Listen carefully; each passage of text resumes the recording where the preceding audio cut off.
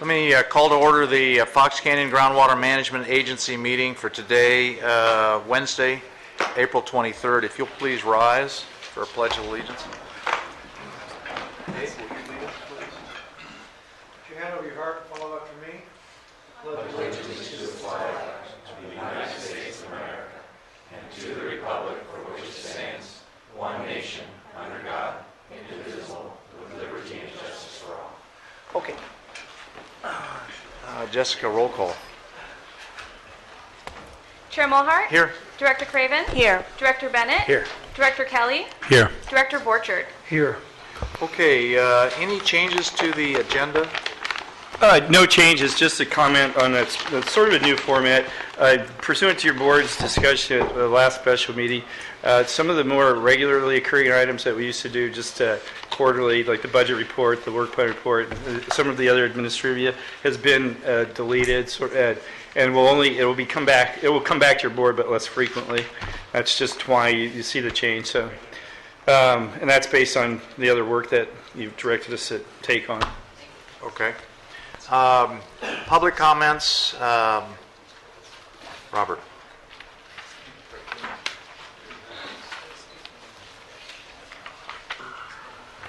Good afternoon, Chair, Robert, and committee members. Robert Arani on behalf of the Los Postos Basin Users Group and Crestview Mutual Water Company.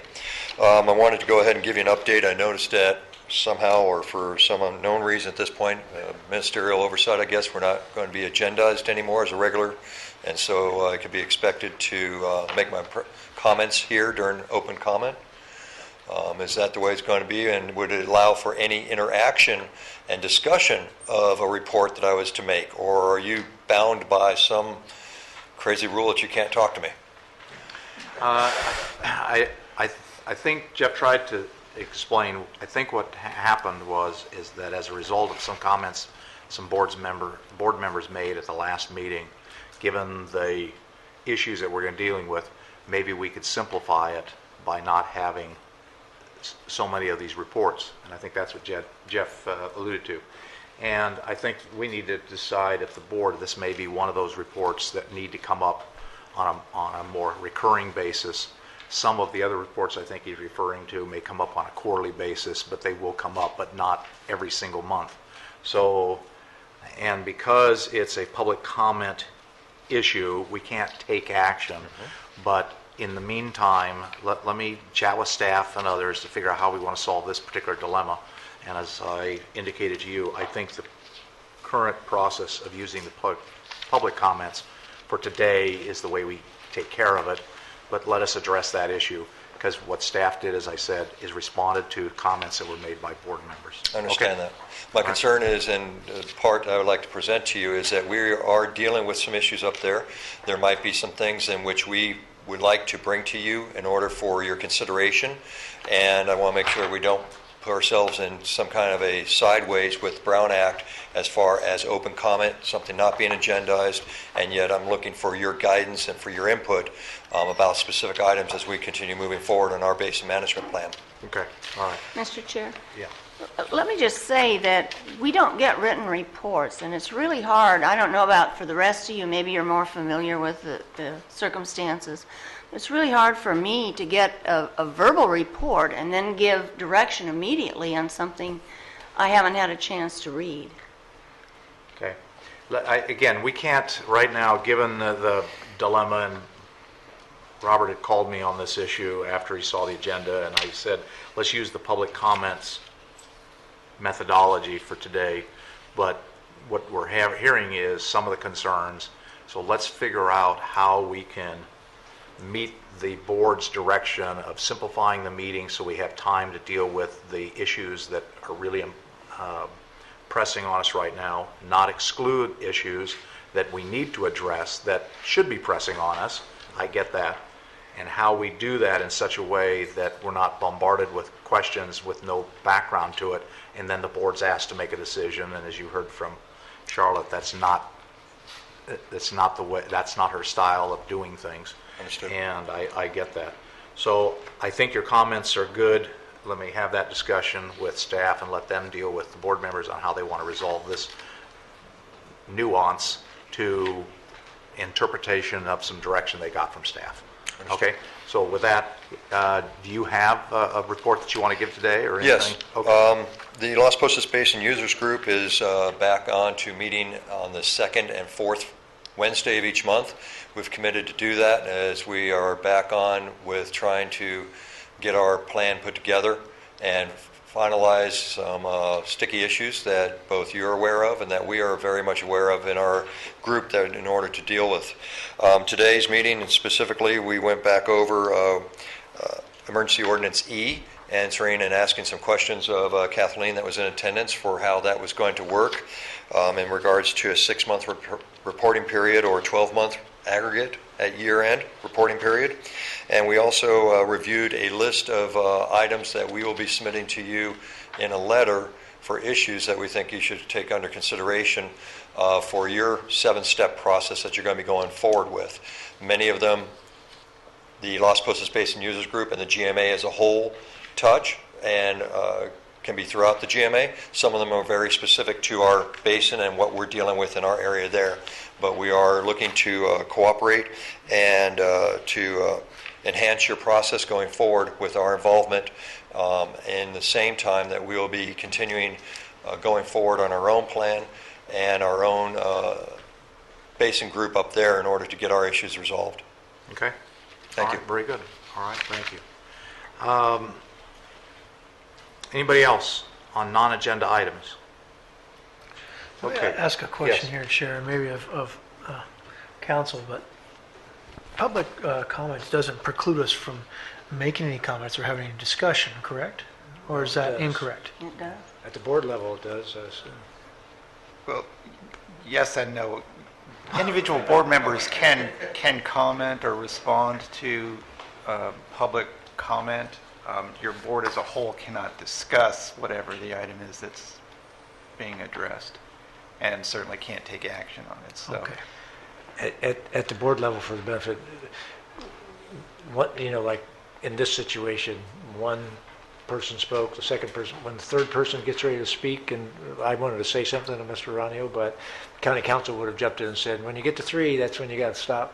Okay. Okay, so that's kind of the thing. Yes, there can be a comment made, but it can't be a discussion amongst us. Like I can't respond to what she said or what he said.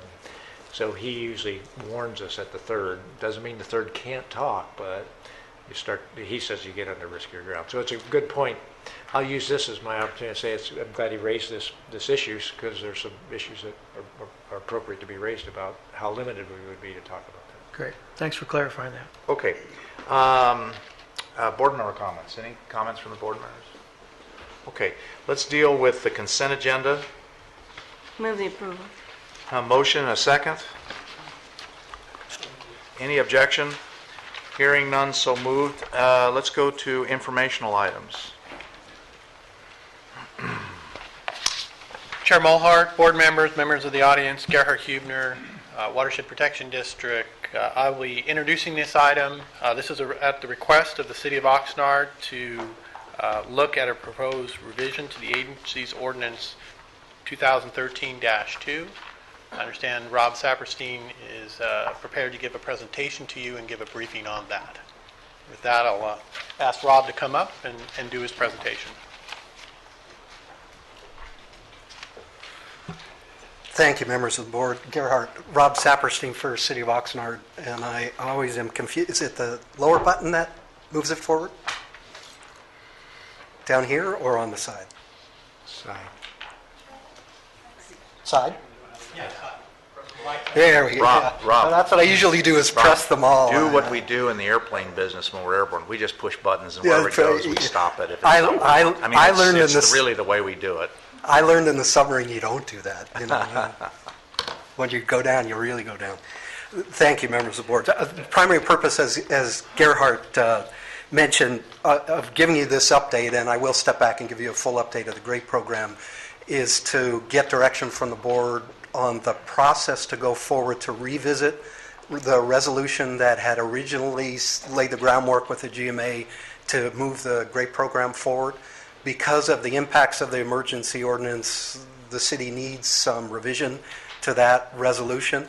And the reason we're presenting it this way is we spent a good deal of time at the executive committee shaping the ordinance before it was brought to the board. So the question for the board is, do we go back to the executive committee? Do we simply bring the revision back to the board for discussion? I know the core issue over which the city is asking some relief is particularly important to Chairman Mulhart, and so we're just trying to be respectful of whatever the right process is to move that forward. So with that, I'll quickly go through what will be some review for some folks, but based on some of the questions people at the city have received, it's clear we need to revisit just the basic construct of the GRAPE program, so we'll go through those things very quickly, and then deal with the primary issue of the impacts from the emergency ordinance. Success. So what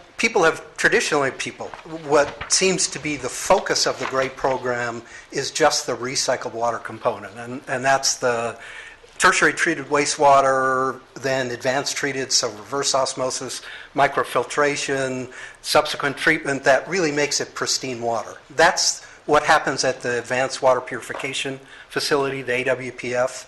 The GRAPE program is a much larger program for the city. It includes the generation of that polished recycled water for distribution to the agricultural communities. So that's the phase one is 7,000 acre feet of high quality recycled water available for not just the agricultural community, but really uses within the city as well.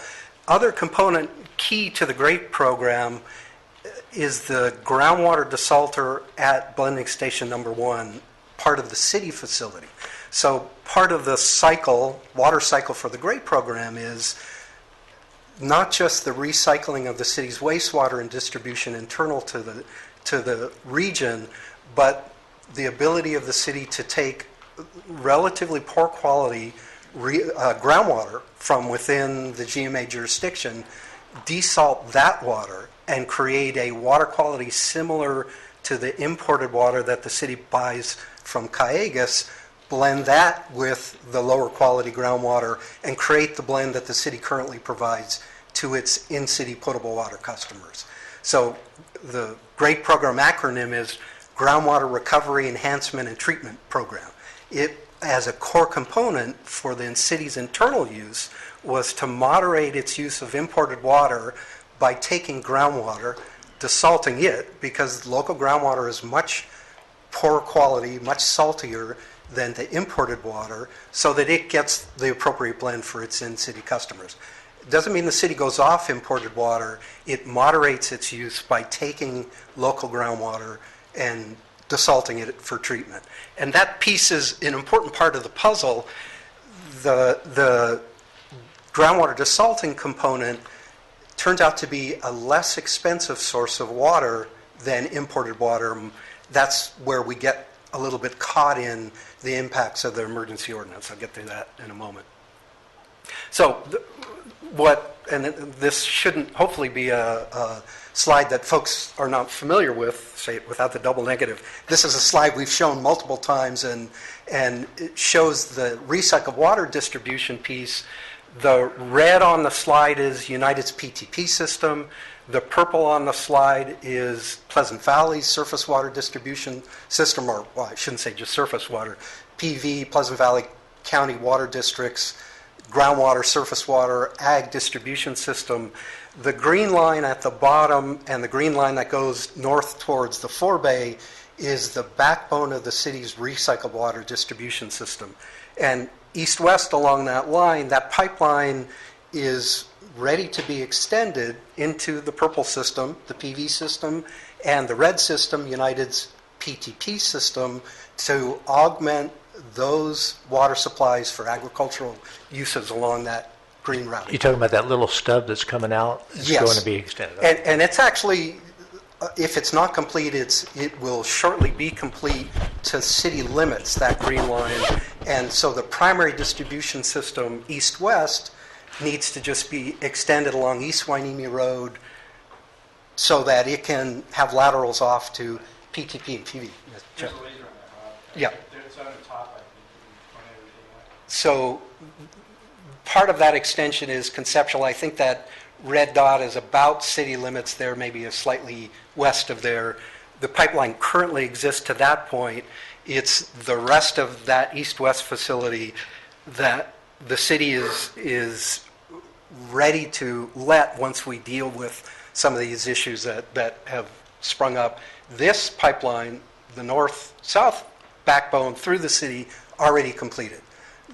The city is capable of delivering, but because of the low demand and functionality of the AWPF, there is no recycled water flowing within the city currently, but physically it's capable of moving water through the in-city system.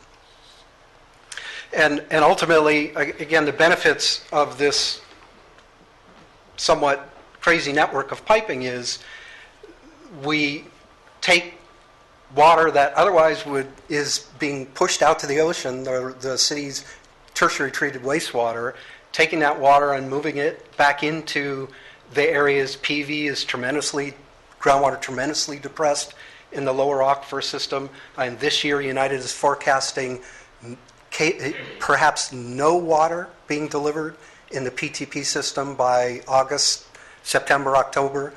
It's a pretty scary circumstance for users on the PTP system. So what will hopefully within a year or so have the capability is augmenting those supplies with recycled water. We relieve groundwater pumping in those depressed areas, and some portion of that pumping gets shifted to city wells that are kind of collection up in the edge of the forebay, and United's OH system, which is right smack in the forebay. Rob, your chart there shows the green line as the city's backbone system. It's true that the water starts at the El Rio ground. That's a one-way system down. That's not a bi-directional system.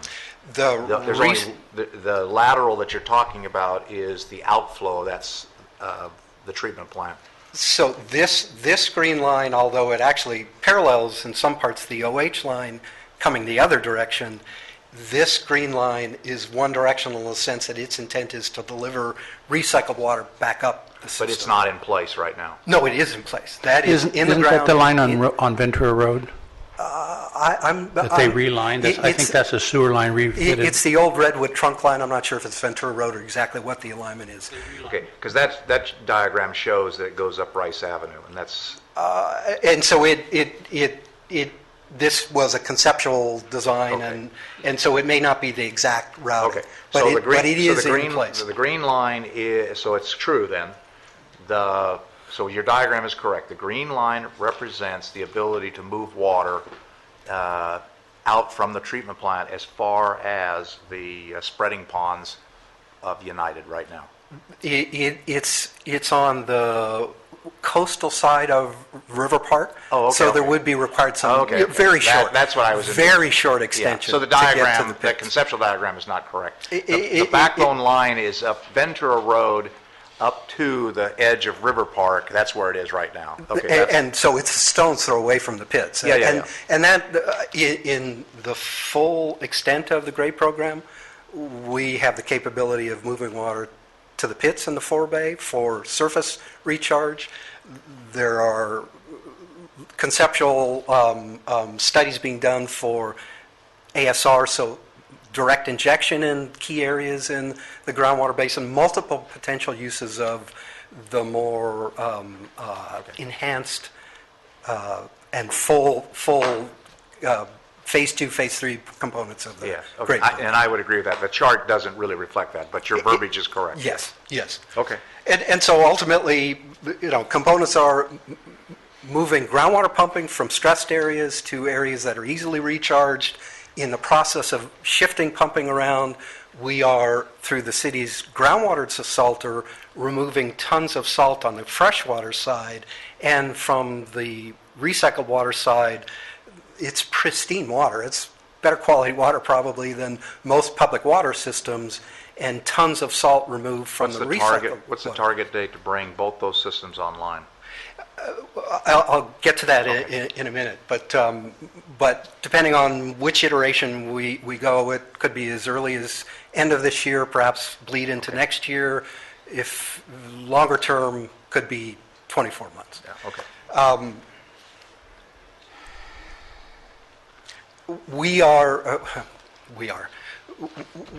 are still working with the same 5 core customers initially, but the agreement is crafted so that we can easily accept and pull in new customers with the easy approval of them accepted into the agreement. So the key customers currently are Pleasant Valley, United, Howling Nurseries, important piece of the puzzle, Ryder affiliated, so they're strawberry growers, Southland sod, also berry growers in the Oxnard Plain and PV area. Up until the emergency ordinance and the adoption of the resolution, all of those entities approved the contract, and we were waiting on the city, and the city was actually ready to take the agreement through its process, the Utilities Task Force and the City Council, and the emergency ordinance came up. Understand why the emergency ordinance came up, but that caused yet more breaks internal to the city, and I'll explain that in a minute. But we, with some modest modifications, are ready to come back and get final presentation through the process. We will need to go back to all the contractors and the city because of the modifications to the contract, but we think that can be done pretty quickly. It just gives you a different view of the same systems. The Pleasant Valley system now in blue here. This shows better the more exact routing of the city's backbone system in purple. United's PTP system is a little harder to see in this area. And then the extension, purple line is up to city limits. The red line is the extension that is not yet built, but that would be what easily connected into the bottom of the PTP system and easily connected into the PV system. So where we were again up until December of last year, July of this year, and most of these things will remain the same. City will finance and construct all the necessary facilities to get the water delivered to the users. The reason I equivocated on when, we're talking to Cayugas about using the salinity management pipeline backward flow. Instead, salinity management pipeline is designed to go from where it sits right now, roughly at PV's doorstep and City of Camarillo's doorstep. It's currently taking some small amount of Camarosa wastewater. Let's see if I can go backward. Taking some small amount of Camarosa wastewater up at the top end of the system here, and the salinity management pipeline, once it gets into the PV area, actually almost parallels the conceptual routing of the permanent pipeline from the city. So we're talking to Cayugas about backward flow of the recycled water through their salinity management pipeline for some temporary period until they have larger amounts of brine flow. And if we can manage that, there's some technical issues we need to work out. It's conceivable we have a already in the ground pipeline that actually goes right to the doorstep of the AWPF down here that we can hook into while we're building the more permanent pipeline, use a salinity management pipeline to go back up the system. And that could conceivably save us 12 months or more. So that's the equivocation. If we can solve some of the technical issues with that, we may be able to get this water delivered quite quickly. We are only talking about in terms of modifying the agreement, some pricing issues and dealing with the recycled water pumping allocation that was embedded in the GMA resolution that was adopted to help move forward the GREAT program. So the agreement itself, very easy for us to deal with. The problem with the resolution 2013, I shouldn't say the problem, it worked perfectly for the framework that we were in prior to the emergency ordinance. The unintended consequence it created was embedded in the resolution 2013-02 is a timing issue on when the city can pump back its recycled water pumping allocation. The timing issue was when forebay water levels were depressed, the city would accrue the recycled water pumping allocation. It would continue to deliver year in and year out the 7,000 acre feet of recycled water into the region, but if water levels were depressed in the forebay, the city would suspend pumping and just accrue it for a later day. Well, that worked fine in the long term. It held the city whole, and the city could pump that groundwater at a future point through moderated requirements in the resolution. It creates a real-time cash flow issue. And what I mean by that is the city doesn't get the immediate cost savings of pumping groundwater in lieu of purchasing some imported water. That worked fine prior to the emergency ordinance when the city thought that it understood the framework and it had a certain amount of historical allocation it could count on. It had some conservation credits and other special program credits that it could rely on to set aside the recycled water pumping allocation, but still pump some extra groundwater to keep the cash flow savings going to help support the funding of the operation of the AWPF. So say it differently, the AWPF requires money. Electricity, chemicals, staffing, that's a new cost to the city's water and wastewater operation. The city has to recover those costs. Part of the financial structure embedded in making sure it had the money year in and year out to operate that system was to rely more heavily on groundwater instead of imported water to offset and to obtain that cost savings. What happens with the recycled water, with the emergency ordinance, is, and this is just a repeat of what I said, the low forebay limitation. Sorry. What happened with the emergency ordinances, the city now has a fixed allocation from which it will lose another 20% of groundwater pumping access. It will not be able to rely on the credits that it's accrued because of participation in multiple programs, that supplemental M&I program, the Ferropit program. The city, as a result of participating in those programs, the city accrued some conservation credits.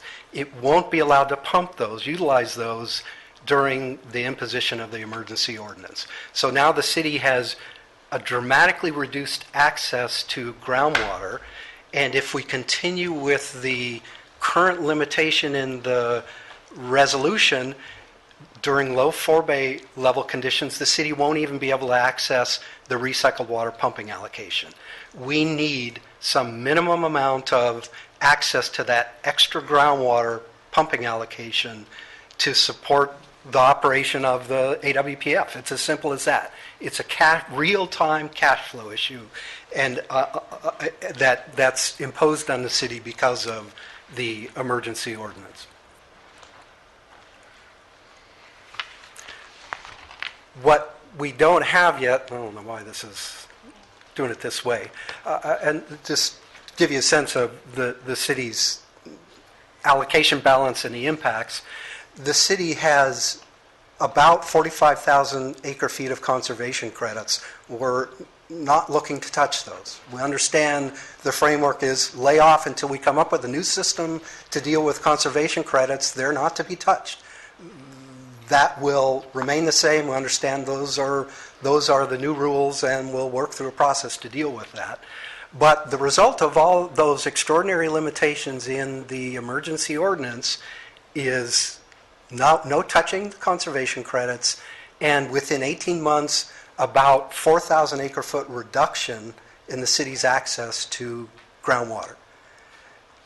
That was not the framework that the original recycled water agreements and the resolution was adopted. It wasn't what the city understood the world would look like, and that has a tremendous financial impact internally on the water and wastewater operations. And so what we... Yes. Yeah. The original agreement had some limitations on pumping in the forebay that were very similar to the ones in the emergency ordinance, didn't it? Or how are they different? I guess that's the question. You said the original agreement. The agreement that's in place, yeah. The agreement says nothing, the recycled water delivery agreement says nothing about when the recycled water pumping allocation will be used. The delivery agreement simply says the GMA needs to approve a program, and that's Resolution 2013. Oh, the resolution, I'm sorry, the resolution had language that limited pumping in the 4A. Yes, and that's the problem. So that worked just fine when the city had access to its historical allocation without another 20% reduction and conservation credits. So the city could, in a year like this, when we knew the response would be, don't pump your recycled water pumping allocation, the city could have used 3,000, 4,000 acre feet of credits and softly pump a little bit more from the OH system and the city's wells and still generate a little bit of savings, real-time cash flow savings by pumping groundwater instead of purchasing that increment of recycled water, of imported water. That's the problem. That's the unintended consequence of the emergency ordinance. Doesn't allow the city to touch conservation credits. I guess I was just confused on those 3 bullets that you have under emergency, the first 3. That one, the middle one, no RWA during low 4, that was the case either way. Yes, yeah, and that was the point of that. That was the... Okay. And the emergency ordinance doesn't change that. That's the trouble. Right. The emergency ordinance says, and it says sort of superficially says exactly what we would hope it would say. The intention is not to impact the GRAPE program, but understanding the fullness of the GRAPE program, it really does. And that's the challenge. So the meat and potatoes? And Rob, I just want to make clarification. Yes. You said something about the M&I program or the the Faro pit. As I've stated multiple times, we were strictly talking about conservation credits, not those other programs affected by emergency ordinance. And so I'll try this, and hopefully I can explain it in a way that makes sense. This is what happened with those programs. So the Faro Pit program was a special program, GMA board approved, where the city provided several $1 million to United to help United finance the purchase of the Faro Pits. Ultimately, the hope for is it'll be yet another recharge basin in the forebay that'll help augment recharge. The more capacity for recharge we have there, the better off we are. City helped fund that, and in exchange, it received the ability in the first couple of years to pump 5,500 acre feet, year 1, year 2, and 1,000 acre feet over a 10-year period, and we're about in the middle of that, or first 2 or 3 years of that program. And you're right, Gerhardt, that all of that worked, and that was special pumping approved. But the real consequence of doing that is the city didn't pump all of its groundwater allocation plus all of that extra groundwater authorized under the Faro Pit resolution. It's not, the city respects that. That's not the right way to operate this basin. The city shouldn't double, quadruple its groundwater pumping just because it can. It's going to continue to take some amount of imported water and some amount of groundwater. And so the result of those special programs was city pays lots of money to participate in a good program. It gets the benefit of that special, call it an allocation, call it a special credit, doesn't matter what it is. It burned through those, but the result was it relaxed either its groundwater pumping from city wells, its use of its historical allocation, or its OH allocation, and it earned conservation credits of roughly an equivalent amount. So it magically converted those special program credits into conservation credits. And that's the rub. That's where a good part of the 45,000 acre feet of city-owned credits is from participating in the supplemental M&I program. It uses those credits and relaxes its use of its historical allocation on either the OH system or city wells. It's real water, and it's participation in good programs. The result is a large bank of credits. Does that make sense? It does. The portion of it converting to conservation credits is, I guess, was lost. I'd have to check with United, because I don't think that was the intent, but maybe that was a real manifestation of what happened. It is a real manifestation of what happened. So, and now, the product of all of that is conservation credits on the books. City has spent lots of money to participate in good programs, and it can't touch the conservation credits. It's actually a relatively simple change to the resolution, but it's quite meaningful in its impact. So what the original resolution said was, just as we've been describing, during low forebay levels, United and the GMA had the ability to say, don't pump during this period of low forebay levels the recycled water pumping allocation. That made sense under the framework that we were operating pre-emergency ordinance. What we're suggesting now is a simple language change, but instead of saying zero pumping, some minimum level of pumping will be allowed up to, and I put this in the framework. What the program that we came up with was to United, the city, and GMA staff to meet annually early in the year to set whatever that pumping limit would be in the coming year based on current conditions. That would sort of made sense from a hydrologic standpoint. If in a year like this, we knew what the answer would be. In other years, what are forebay levels doing? What do we think rainfall is? What do we think recharge will be? And there was some flexibility built into the system to deal with real-time conditions. What we want is to set a floor on how much the city will be asked to forego and accrue for a later day versus how much a minimum amount it can pump to create the savings sufficient between the dollars that the recycled water users will pay for the recycled water and the savings the city will obtain real time by avoiding some imported water purchase. We will be able to fund the AWPF operations. It's as simple as that. Did you have a minimum pumping agreement in the original agreement? So the original agreement with the users just said, we'll do whatever the GMA says. Right. And the resolution said it could go to zero in any given year, but it would accrue because the agreement is only a 10-year agreement. And the idea was, at most, if the city got zero pumping. There was no minimum in the amount original of pumping guaranteed in the current. There is none in the current agreement. In the current resolution. And you're asking now to have a minimum put in there. That's correct. Even though, and you're saying you didn't need a minimum before because the city could fund the operation of the AWPF with its combination of historical allocation, pre-emergency ordinance, and its existing conservation credits, so that it could pump that 3,000, 3,500 acre feet, 4,000 acre feet of groundwater and use credits. From its historical and its credit. Exactly. And you're saying now... Can't do that. It can't do that, although it can do that, it just can't do it. Once it gets to 20%, it has to pay a surcharge. And credits can't be used at all. So it's surcharge. So they pay it, so the water just becomes more expensive. And so first thing we did was go back to United, PV, and the three private users and say, dramatic change in circumstances, we did have that embedded in the agreement. We need to talk about changing the price. We have rough conceptual agreement on a new pricing structure, but it's going to hinge on what this minimum is. So ultimately, the city just needs a certain amount of real-time cash flow internally so that it can fund AWPF. If I know we're talking something above 3,500 acre feet, we're not quite sure how much above needs to be the minimum, but that's the range that we're talking about. I just want to try this. I'm trying to get, number one, if anybody out in the audience followed this verbal presentation, would you stand up? I don't think that we up here could.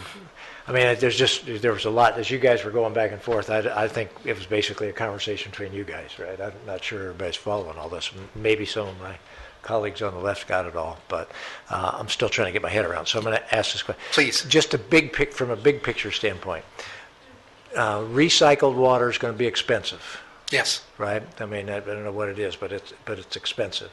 So this idea here is to guarantee the city of Oxnard can pump a certain amount of groundwater to blend in with some of the city's imported water to try to lower that cost, to try to actually lower the cost of the recycled water. Is that correct? So that the package comes in more affordable for your customers that you're trying to... Yeah, yes, conceptually, that's exactly it. The only thing I'd say a little differently is we'll preset the price, so it won't be a changing price. We'll preset the price, and I'll tell you, the dollars we're talking about to the recycled water user are 3, 4, 5 times more than their alternative supplies, absent GMA surcharges. So we're trying to fix those prices and fix this minimum amount so that we have some certainty. But the net effect is to bring the cost of the recycled water down. That's correct. Right. Okay, thank you. Rob, in my simple terms, I think what the issue that Rob is expressing on behalf of the city of Oxnard is, under the original agreement, they had options that they could balance those options and generate sufficient cash flow to meet the needs of the operation of a plant with the restrictions that the agreement had put in place with regards to pump back timing and the like. With the emergency ordinance, those options that the city has in which to mix and match its options and therefore control its cash flow, the city, in their analysis, has taken those options off the table, and therefore, as you've said, this is not a water policy issue. It's a cash flow issue for the city of Oxnard. That's what I get. For the city, yes. For the city. Here's my dilemma. First of all, I get the message.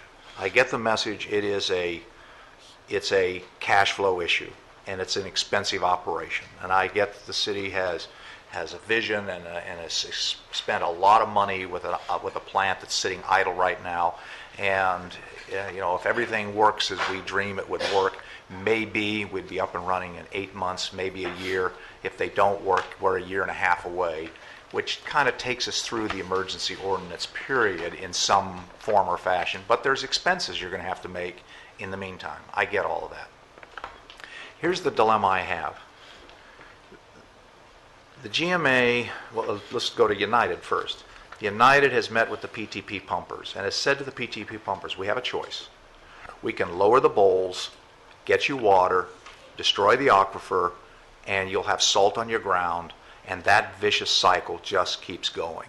And the United board heard from a lot of folks, had a lot of meetings, and made the tactical, strategic decision that we will not lower the bowls. And you've seen the slides, everybody in this room has seen the slides. Sometime this year, you even said it, sometime this year, June, July, August timeframe, the PTP system will shut down. And that's a huge expense for a lot of folks that depend on that system. But that's what we have to do our number one mandate, because we are in an emergency, because we didn't put enough water in the ground and leave it in the ground long enough to get ourselves through these time frames. So that's an expense to growers. I could take the same issue that the city is raising, put it on top of those growers and say they now have a cash flow problem because they have systems that are sitting idle. Then we turned around and we passed, at the GMA level, we have passed Emergency Ordinance E. Has a huge impact on the city of Oxnard. I get that, but we've got growers that are not going to be able to use their credits. We've got growers that are looking at fallowing ground because the amount of water it takes to grow 100 acres, they now only going to have enough water to grow 80 acres. And later today, we're going to have a big board discussion on revamping the whole index system or taking a look at it, but we still have to meet our restrictions as we spelled out in Emergency Ordinance E. We've got the largest distribution system in the county in PV distributing water to growers, and their credits, which exceed your credits at the city of Oxnard, have been frozen. My personal credits on my property have been frozen. Every grower in this room, our credits have been frozen. And I guess the reason I'm saying this is that I struggle with going through the exercise that we did and looking at the charts that show that the forebay is going down. We have no head pressure on the seawater that's coming in. We have growers that are going to fallow land. We've got city folks that are going to have to do some conservation issues. We've got the city of Oxnard spending a lot of money on a treatment plant that is as close to being ready to go as anything in the county. We've got the city of Camarillo that made a presentation to us at the meeting about their facilities and what they're going to do in their area. And I would find it very difficult.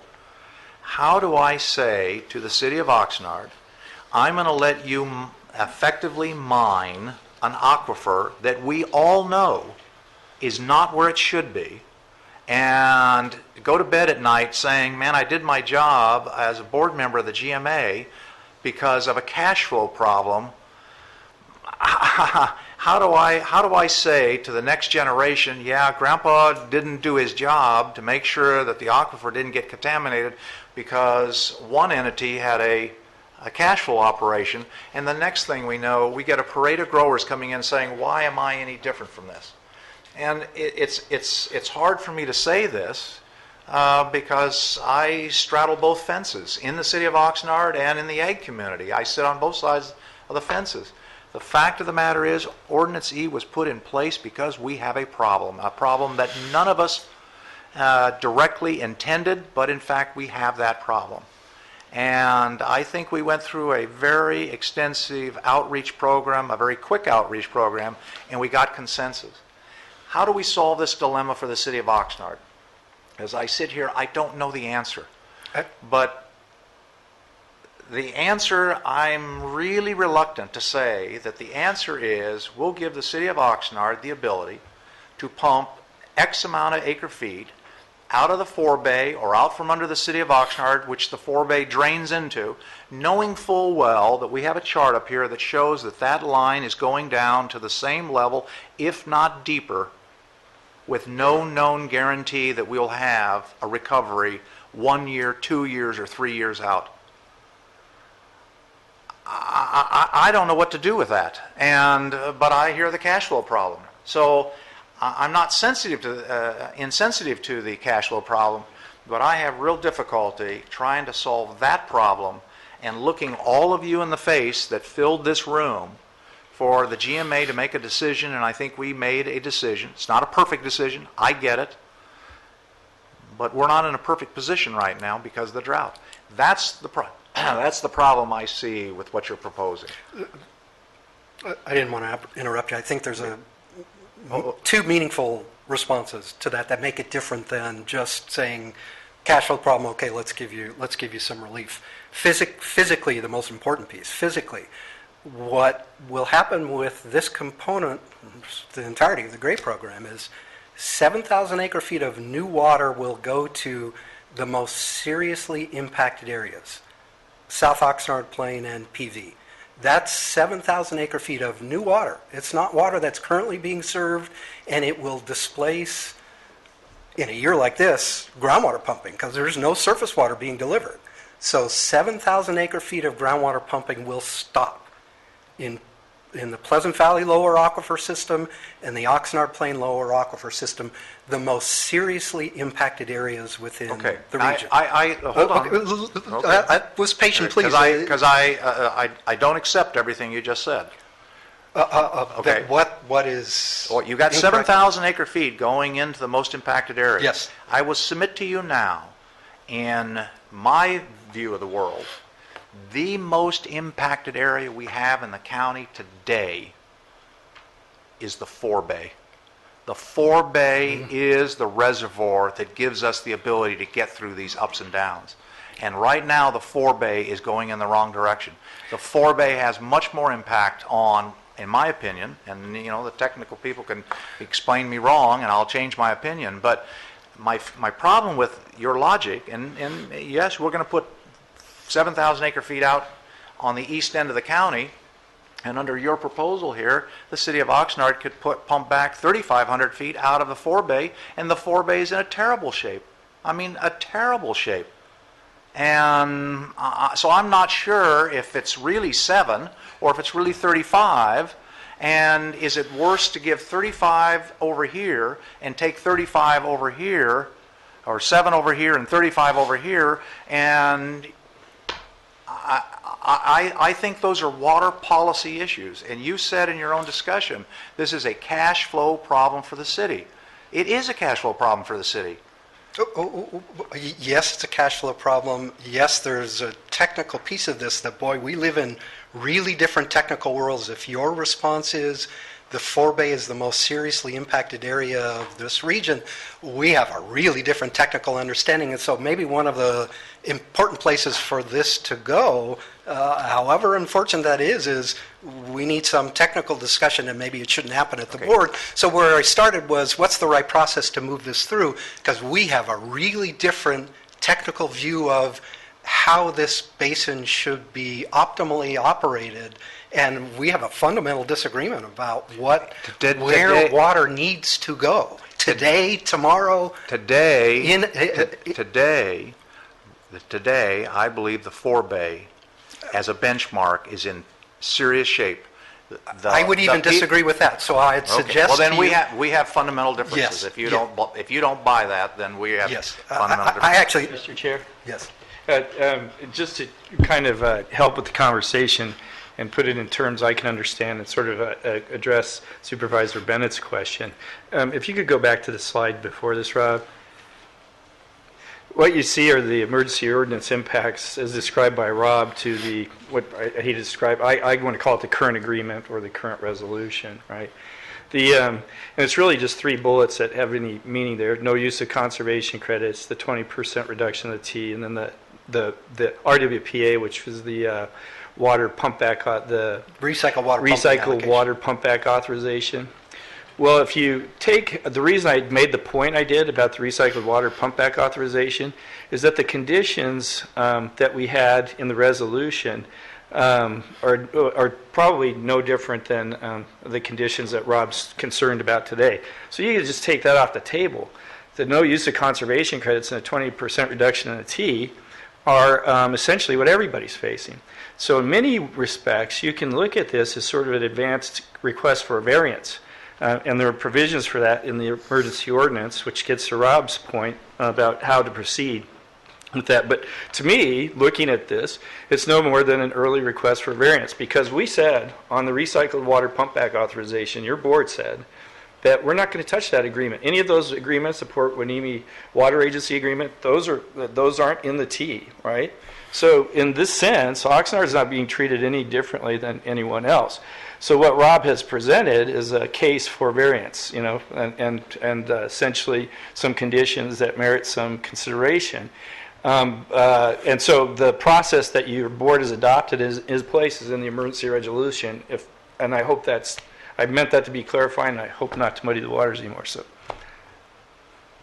that's it. So from what you're saying, you're such a one possible option in terms of answer Rob's question, how do we proceed, is for Oxnard to file a variance request for staff to be able to then analyze that.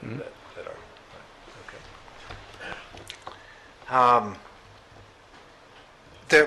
Chair Mulhart, while you're thinking, so we have a disagreement technically what operations of this basin and where the most important places to get water, not to get water. And so just from a math standpoint, it's a net 35, if we use 3,500 as the minimum, it's a net 3,500 acre feet positive going into the basin. I'll stop there. We have a disagreement over, is that truly a benefit or not? It's unimaginable. It is a benefit. No, it is a benefit. And so, but I understand it frustrates you that you're authorizing some extra pumping in the forebay to get the benefit in Pleasant Valley. Can just finish the point. I'll tell you that whether it's emergency variance or change in the resolution, the city's just looking for the certainty so we can make a decision about the impacts of these policy choices. But here's where really the more important policy decision is. We do have a program that's ready. The quickest program, whether it's 9 months, 12 months, 24 months, to deliver real new water in the region. And so I'm asking for a process, and Chair, you were, and Director Mulhart were, Director Craven were exceptionally helpful in the process to get the original resolution done as quickly as possible. That's what we're looking for, is understand the city won't be capable of moving forward with this new structure until it has some certainty over how it can pump and when it can pump and what the cost of that pumping will be. That's the policy decision, and I hate to, it's not, maybe this is the wrong terms, but ultimately what happens is we're holding hostage this new water supply. I know that's not the intent. The reality is we're stuck again.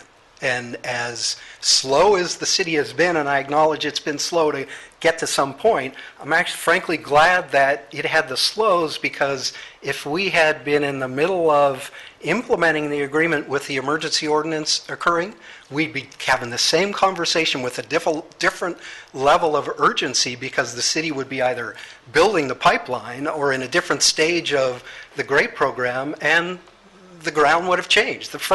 The policy framework would have changed with the same implications. So that's what we're asking for. You've heard me say it, my resistance to the original proposal and the original draft was that the city would withdraw 3,500 acres at any time with no restriction, regardless of the condition of the forebay. And I said, I personally, I don't know what the board does, I personally would never agree to that, and I'm still standing pat with that position.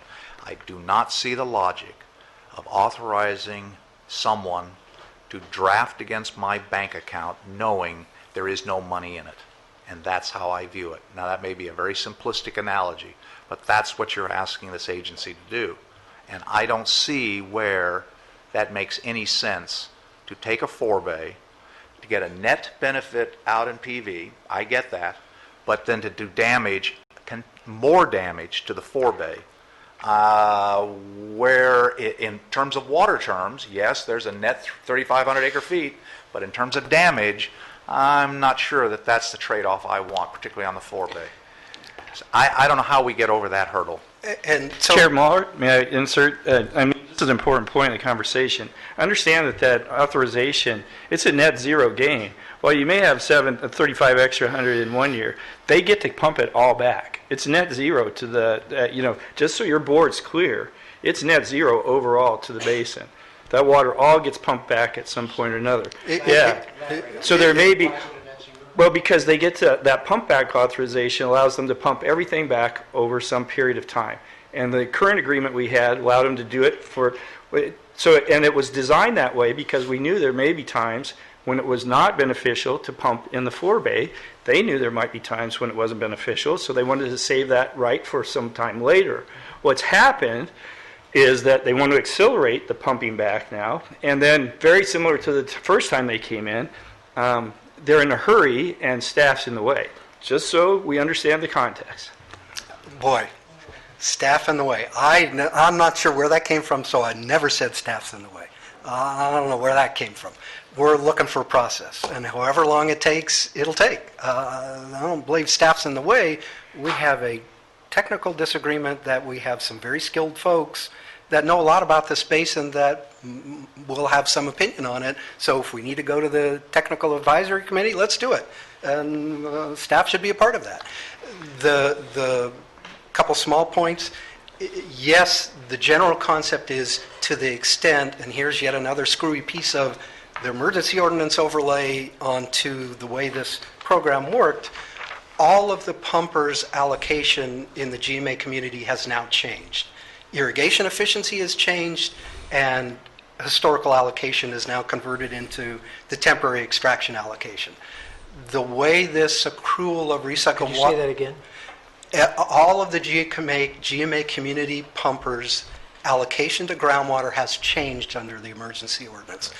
Their historical allocation, if they operate that way, is now shifted to the temporary extraction allocation, and the efficiency allocation has now been imposed on all agricultural users, regardless of what they were doing before, and it will be squeezed.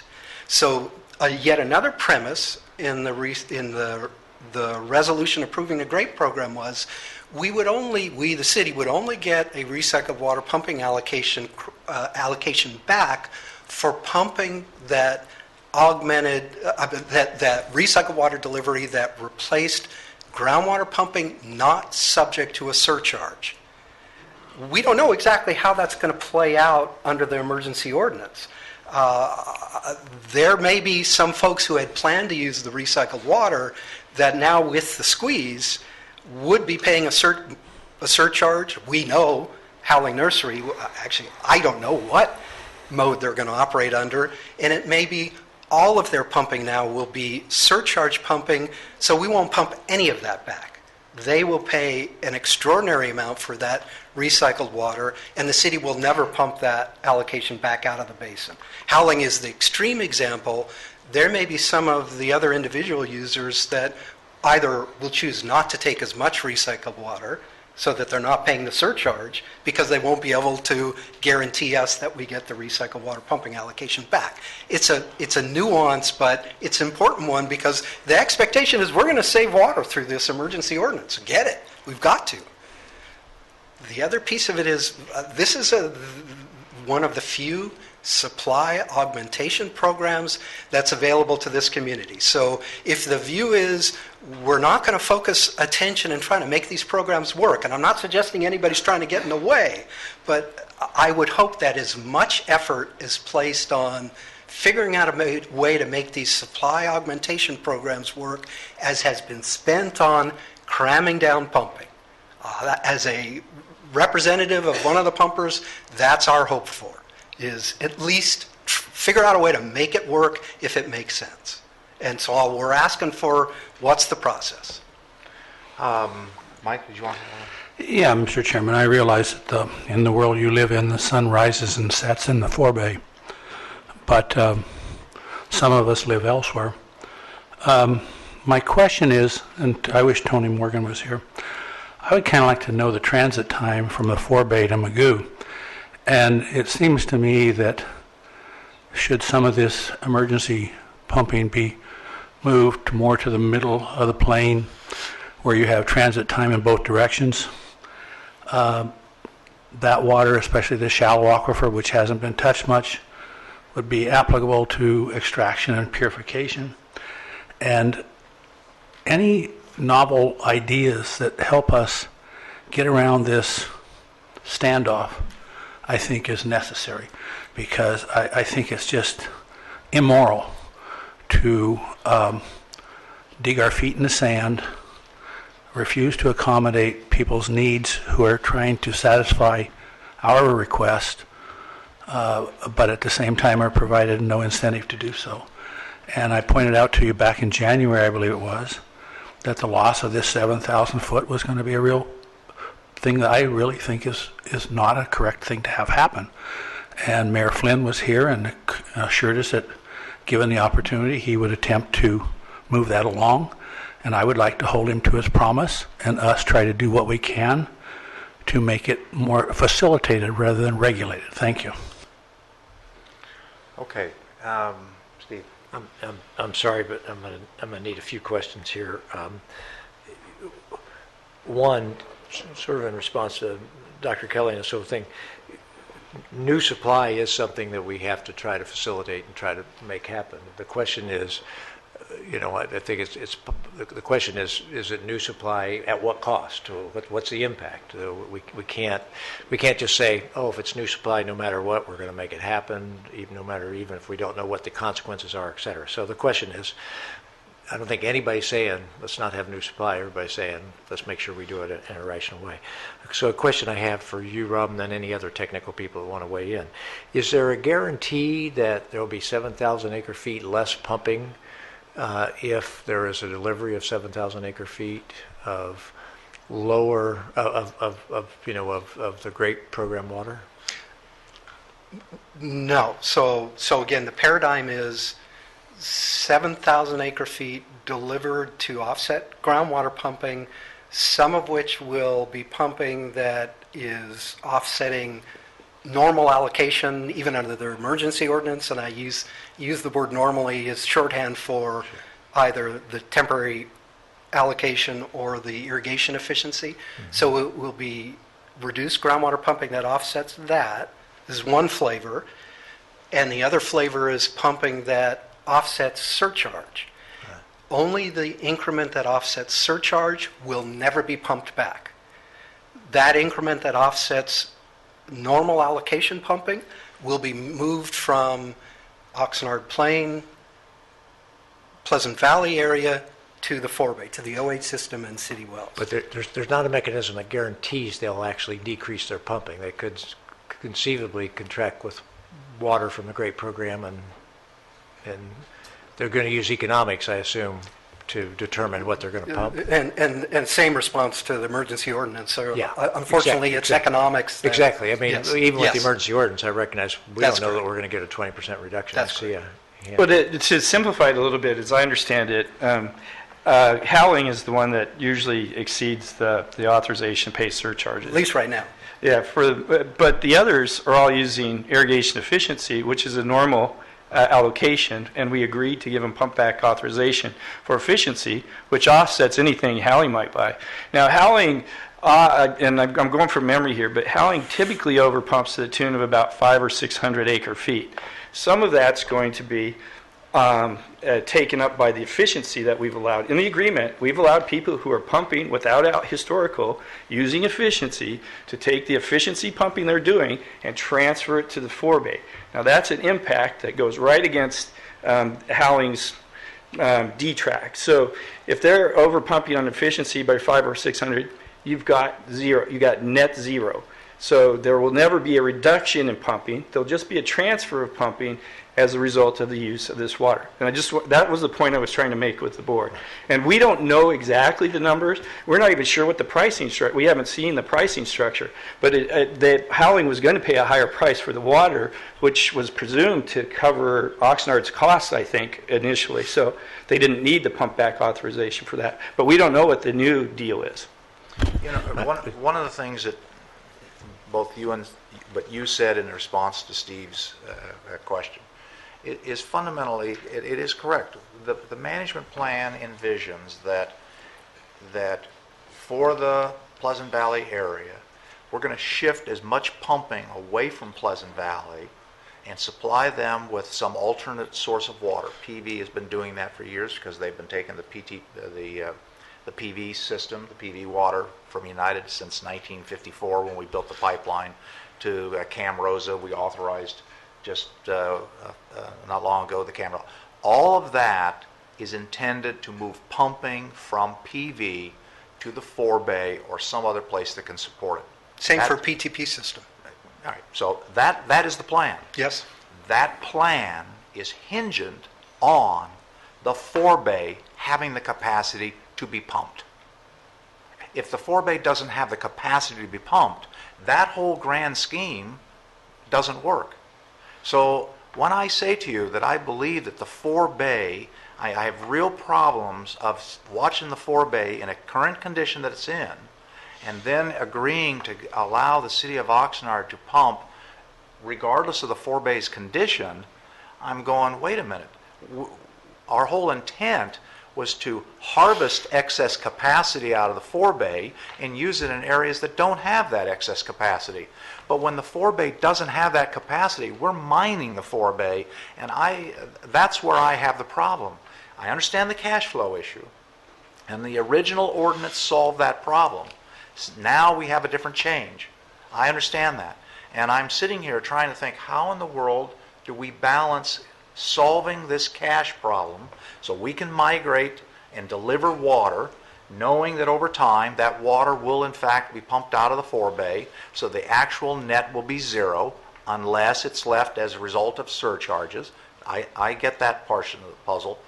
But while there's no money in the account, if you carry a big reserve over here to take care of problems over here, and you've drained the reserve account to nothing, how do you get the money to pay this problem over here? How do we keep mining the forebay, which is in fact the system that creates the headwater that is designed to push the hole and hold the seawater out?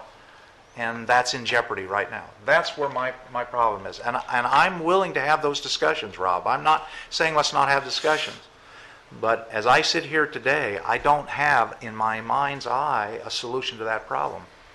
Well, I had two more questions that I wanted to try to finish up, and then I have one suggestion in terms of just to answer the question in terms of my thoughts about how to proceed with this. But am I right or am I wrong, again, as I'm trying to clarify, the statement was made that as a result of the emergency ordinance, that some options have been taken off the table for the city of Oxnard. Yes. And is it more accurate to say the options to take the water haven't been taken off the table, but those options have been made more expensive? Because it would That's be true more- for everybody. Okay, yeah, Yes. okay, exactly. So so the option's there. So then that gets to the question of this is really a finance question in terms of what with the GRAPE program, and should we finance a recycled water program and make that financing dependent upon being able to take water no matter what condition the aquifer is in? Is there so much benefit from this program that the financing should be set up in such a way that no matter what condition the aquifer is in, we guarantee that water is going to be taken, groundwater is going to be taken, so that and not charged at a low price to keep the financing working? A couple pieces of it.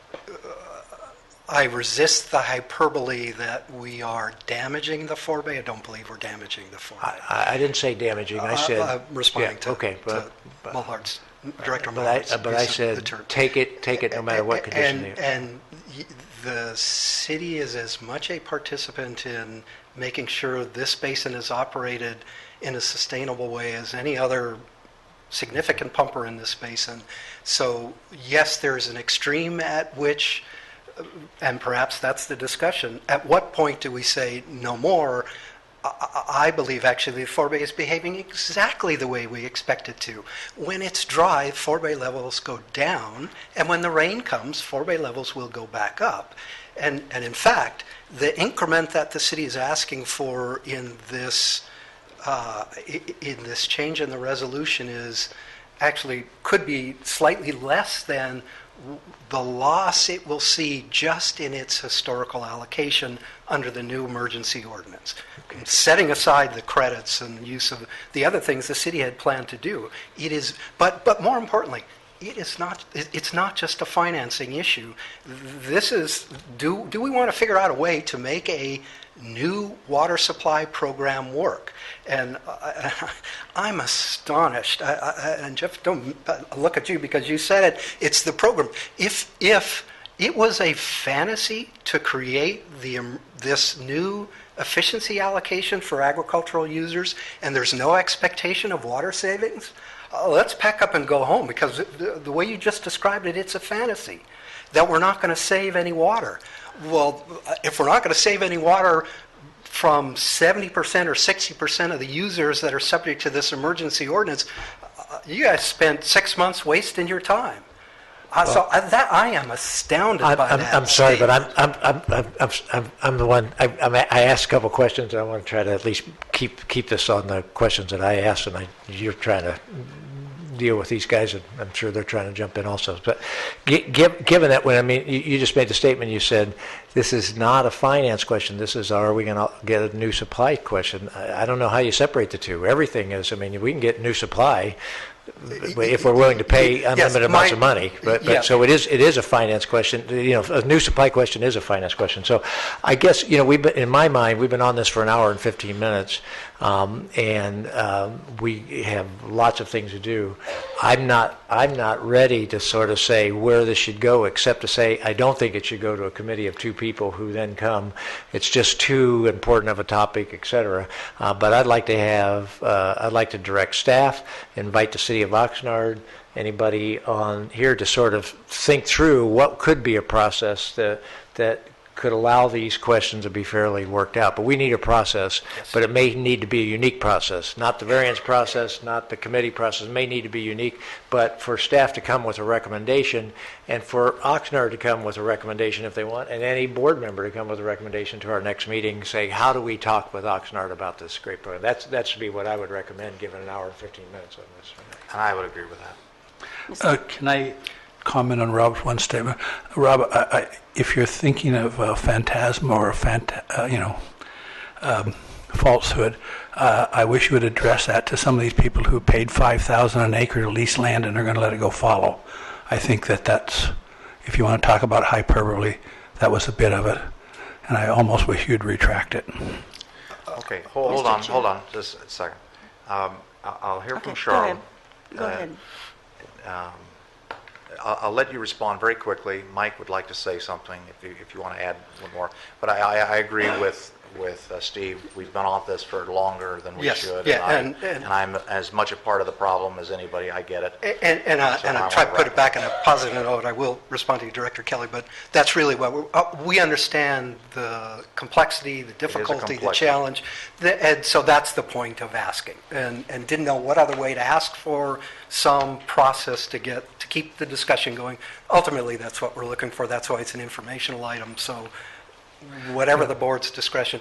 And my comment was not that I don't believe irrigation efficiency is an appropriate approach.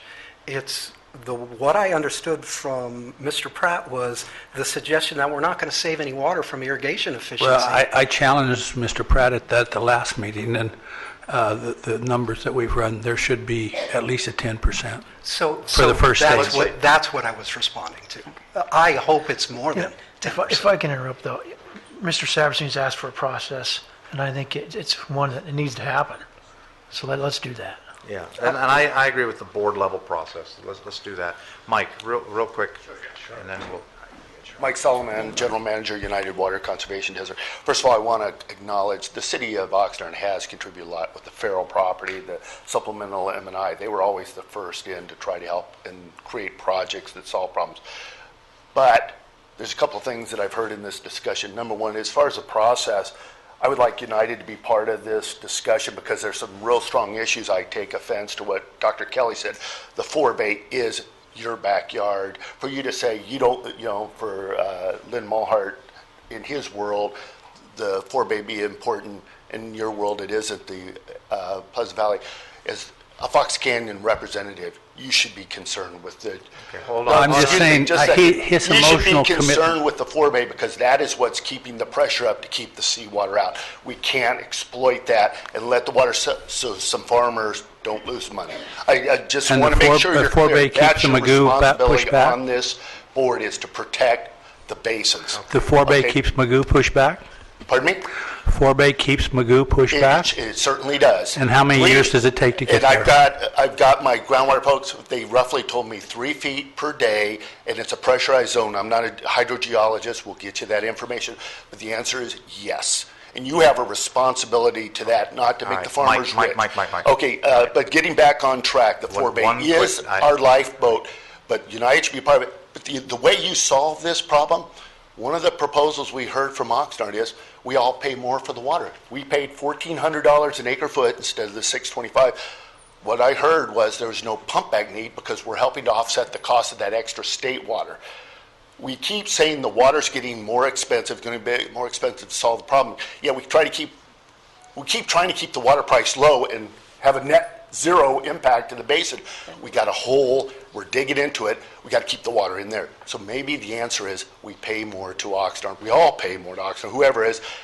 No pump back, we help offset that state water purchase, those higher costs that they're getting because of the Delta and stuff. But what that does is that means net positive zero to the basin. We start putting water, paying back the basins in the long run.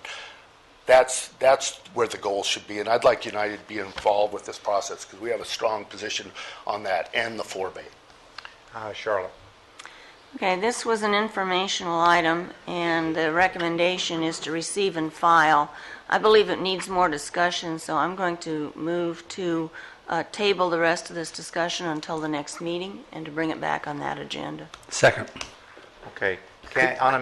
Could I just, if we're tabling it, then it's coming back as a receive and file at the next To meeting. bring it back as an action item Yeah, I was with going some to say, it could come back as recommendations. an action item with, Amend my second. Al, it's an informational item. There's a motion to bring it back as an action item. Are we allowed to vote on it, given the fact that it's just a direction to staff, right? I don't need a motion to do this. It's just direction to staff. This will be our direction. So not Director Craven's motion, but the recommended action in the agenda item? Is that what you're asking? Well, we have an informational item, and we're turning it into an action item where we're basically saying we're taking this item and we got a motion and a second, which calls for a vote to turn it into an action item. I'm wondering if that's the proper way to do it. I'm fine. I don't We care. would have had to have voted to receive and file. Okay, so we can vote, right? All right, all in favor with the motion as directed, say aye. Aye. Aye. Could I Oh, wait, I just hold like on. to clarify one thing? I mean, the way this thing is agendized is I mean, it's item 2, and it says, hear a presentation of Representative City of Oxnard, provide feedback and receive and Yeah. file. So we've provided feedback. So Right. does that include the feedback that we've provided? Well, we've already provided feedback. We've said. You want a roll call on that? No. Sure. I'm All right, fine. let's do a roll call. We have a motion and a second, and hold on. Rob? I just want to make sure I understand. So we need some technical input. We need, it's a suggestion, have some advanced discussion with Mike and Jeff and I a think board member or more, or? I think you can have, I think you need to have those conversations with staff and United and others to be able to present to this board by the next board meeting, when it becomes an action item, the broadening of this discussion so we have some criteria in which to make a decision. We've had a healthy discussion. Not everybody's happy. I get it. But this was an informational item, and we spent a lot of time on it in response to some of your questions that you asked before to make it a priority. And an hour and 20 minutes is more than we spent on a lot of issues, and we still have agenda to go through. So we have a motion to go and bring it back next month, okay? And I just want to say that this is very complicated, and if we're going to have to vote on it at the next meeting, we need something in advance. It can't be handed to us. It's the Okay. wrong thing, but All right. handed to us at the meeting and say, we've all come to this agreement, and here's what it is, because all the people who came to this agreement have one side or another, and yet we're the ones making the votes. Okay. If I could, just a point of clarification, I'm sorry to drag us on, but I don't anticipate that, and it's possible, so there may be an agreement by next month, but what I anticipate is the process coming back. In other words, a Okay. recommendation for a I process. just said if. To get that, yeah, okay, thanks. Okay, the process is going to be at the board level, not at the committee level. That's what the decision was made. Can we have a roll call on that? Chair Mulhart? Yes. Director Craven? Yes. Director Bennett? Yes. Director Kelly? Yes. Director Borchard? Yes. Okay, let's deal with item 3. Good afternoon, Chairman Mulhart and directors. For the record, my name is Kathleen Rydell. I'm here to present item 3, the Annual Basin Management Objectives Progress Report. For the purpose of this item, is to provide your board with an update on the status of groundwater conditions and progress towards meeting the agency's basin management objectives. Report cards are the tools selected and being presented today to communicate status of groundwater conditions by comparing current groundwater levels and water quality measurements against the BMOs. We get a sense for how well the management strategies are working towards achieving the agency's goals. I would like to bring your attention that black and white copies of the report cards are bound into your agenda packets, and color versions have been provided for your ease in viewing.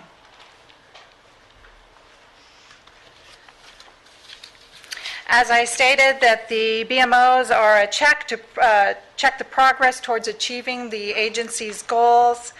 In the 2007 update to the Fox Canyon Groundwater Management Plan, 52 BMOs were established. The BMOs are for groundwater levels and water quality measurements. These are chloride, nitrate, and total dissolved solids. And the Groundwater Management Plan further identifies 26 BMO wells. They're identified by state well number. And at each of the wells, 2 matrix are looked at. Either it's water quality and water level, or 2 water quality matrix are looked at. And of the 26 wells, 9 wells are located at 4 well cluster sites. so that they're checking different depths, what conditions are in different zones of the aquifers at a single location. And just for your perspective, 26 BMO wells, that was approximately 3% of the total, represents 3% of the active and inactive wells within the agency boundary. For each of the basins, the water quality BMOs relate to either the Regional Water Quality Control Board's basin plan objectives, or the maximum contaminant level for drinking water, or for protection of salt-sensitive crops. To put this, the BMO report cards that I'm going to present, to put it into perspective, rainfall in 2013 was below average. Thus far in the 2014 wet season, we've had below average rainfall. Groundwater levels and water quality are likely to further decline. So, as in the board letter, I go through the executive summary first, just looking at sorting through the data. The greatest exceedances of the BMOs during calendar year 2013 were water levels were below the BMO, water level BMO by 97 feet, and that was in inland Oxnard Plain, lower aquifer system, and 81 feet in the Pleasant Valley Basin. Chloride concentrations exceeded the BMO by 15,900 milligrams per liter. That was in the Point Magoo area, upper aquifer system, and 10,300 milligrams per liter in the Port Hueneme, lower aquifer system. Nitrate concentrations were above the BMO by 23 milligrams per liter, and that's 23 milligrams above the maximum contaminant level for drinking water. And the TDS concentration was above the BMO by 1,220 milligrams per liter in the East Las Posas Basin. If we look over the last report cards presented, report cards have been presented in 2010, 11, 12, and now 13. We see that those BMOs not being met have increased. It's 22 in 2011, 25 in 2012, and 30 are not being met in 2013. Of the 30 not being met in 2013, 14 of those are water level BMOs, and for perspective, there are 16 total water level BMOs and 14 are not being met. 12 are for chloride. The number of, so we can see, according to the groundwater management plan, successful management strategies are those where groundwater levels meet or exceed the basin management objectives at least half of the time. And as I stated, 14 of those basin management objectives were not met in 2013, only 2 were met. So the data indicates that the past policies are not working. This is an example and what you have in your packet of a BMO report card. Excuse me, you just Yes. said something at the end of that last sentence. What did you just say? I stated that the data indicates that the policies or the management strategies are currently not working in the areas where, in translating it, where the BMOs are not being met and they're consistently not being met, and the BMOs are not being met at an increasing number as time's gone on from 2011 to 2013. That's a pretty broad statement to just lay out there as that's the reason we're in the shape we're in. No. I'm just going to say that. Okay.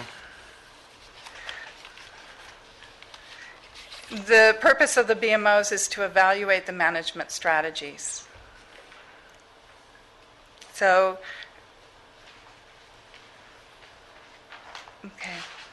All right, continue. Okay, this is an example of a basin management objective report card. The basins are identified at the top of the report card as well as the year in which it's being evaluated. The goals are identified at the top as well as the BMO for that basin. a status of the BMOs, whether they're being met or not met. The status is presented in summary. Details are provided in the summary status table. And the locations of the BMO wells are plotted on a map at the bottom of the page. On the BMO report cards, the traffic light color scheme is provided. Red means that the BMO is not being met. Green, the water levels, or the water quality or water level, the BMO is being met. And yellow is caution, it's approaching the basin management objective. The agency BMO program relies on data collected and provided by others. We appreciate stakeholder willingness to assist with this, and the data collected in 2013 and used for this update report was provided by United Water Conservation District and Zone Mutual Water Company. For individuals interested in reviewing the historical trends, plots of groundwater levels, and constituents concentrations are available upon request and are posted on the FCGMA website. So going through the details on the basin-by-basin status. On the Oxnard Plain forebay, looking at nitrate levels, one of the BMOs was met. That's the one on the west. The BMO on the east was met. The BMO is half of the maximum contaminant concentration or limit for drinking water. For total dissolved solids, both of the BMOs were met. And for the 5-year trend, average nitrate and total dissolved solids concentrations have increased over the last 5 years. And when I talk about average readings or average concentrations, with each BMO, when we get the data, sometimes we only get a single value for the year. They only did one water quality test or one water level measurement, so I only am going off of, it's only reporting one. But other times, they're taking monthly readings, and so those are averaged. And so when I talk about average readings, or what's presented here are average readings, that's where there have been multiple readings over the year, and this is an average value, not a single reading. Okay, as you noted on the previous slides, I had the location markers colored for your, so you can see where it was being met and where BMOs were not being met. On the water level, on the 5-year trends, I did not color those because it was hard to do two different matrix on the same location marker. Moving over to the Oxnard Plain upper aquifer system, the BMOs for water levels are being met at the northern 2 locations. You'll notice the split dot. The upper portion of, there's 2 different levels measured at A1. The upper portion is meeting the BMO, the lower portion is not, and the yellow indicates that they are close to the basin management objective.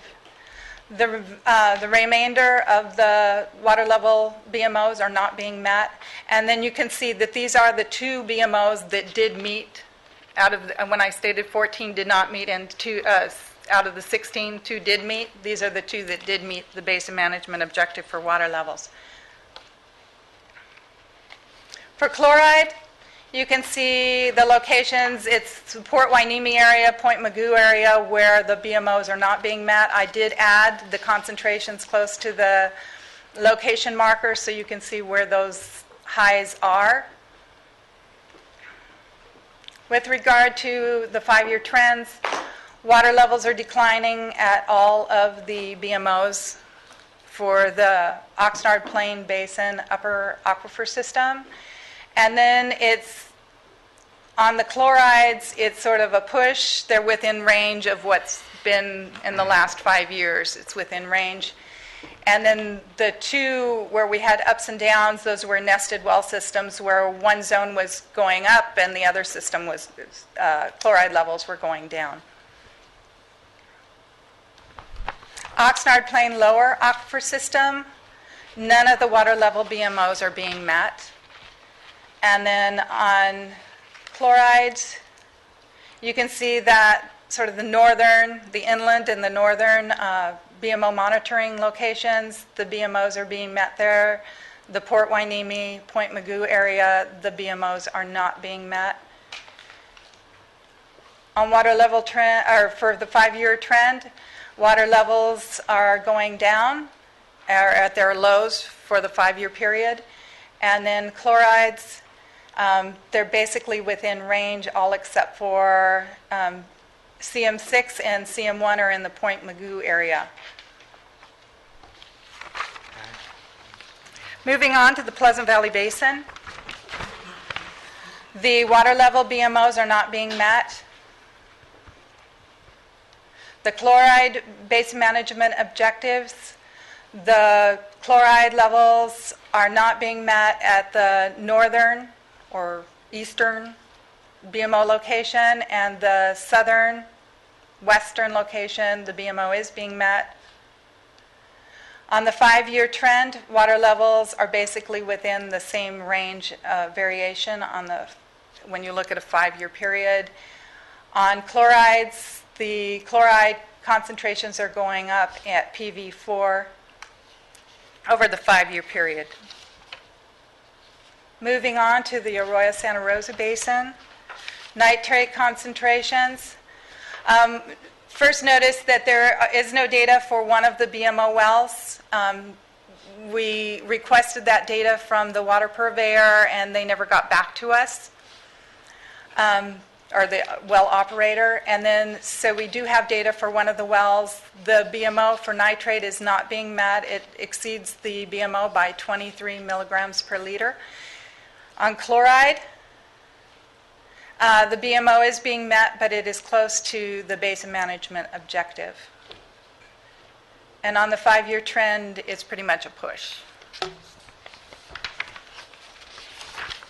Moving on to the Las Posas basins.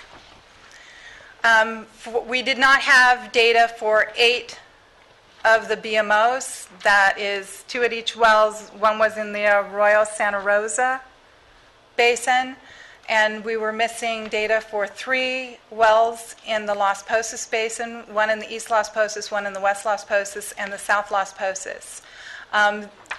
We received data that the East Las Posas well was destroyed in 2013 in September. And in the West Las Posas, the well is on a 3-year cycle for sampling, and it should be sampled during 2014. So we should have data for our next basin management objective report card. And in the South Las Posas, the well is classified as abandoned. We have not received data on that well in an extended period of time. So in the East Las Posas, chloride levels and TDS's total dissolved solid concentrations exceed the basin management objectives. And in the West Las Posas, both the chloride and total dissolved solids basin management objectives are being met. For the 5-year trend, chloride and total dissolved solid concentrations are rising in the East Las Posas, and they're basically a push within the same range over the 5-year period in the West Las Posas basin.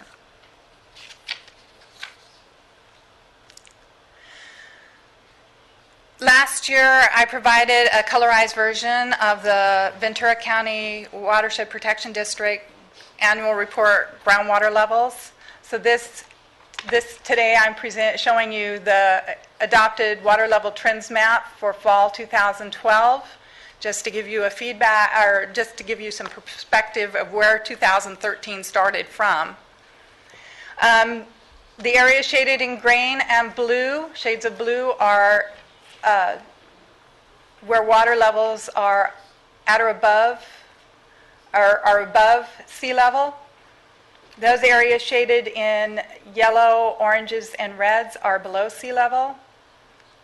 So taking the available groundwater data and following the protocols that were established in the meeting for the water level trends maps, and how we looked at which wells should be used, what water levels should be used, making sure no cross measuring across those. This is a draft following what the committee had stated. Until it's adopted, we'd like to send this out to those that attended the technical workshop on the reviewing water level trends maps before getting this adopted. But this is the status based on the available data. And again, there's the 2012 adopted water level trends map. And looking at the 2013 data, this is what fall of 2013 would look like. Wow. So this is the fourth year in which we have formally reported on the achievement of BMOs. Data indicate that the BMOs in certain areas are not being met routinely. The purpose of the BMOs is to evaluate the effectiveness of management strategies. Current management strategies are not fully effective towards achieving agency goals as set forth in 2007 groundwater management plan in certain areas. Okay, very good. Any members have any questions? Questions?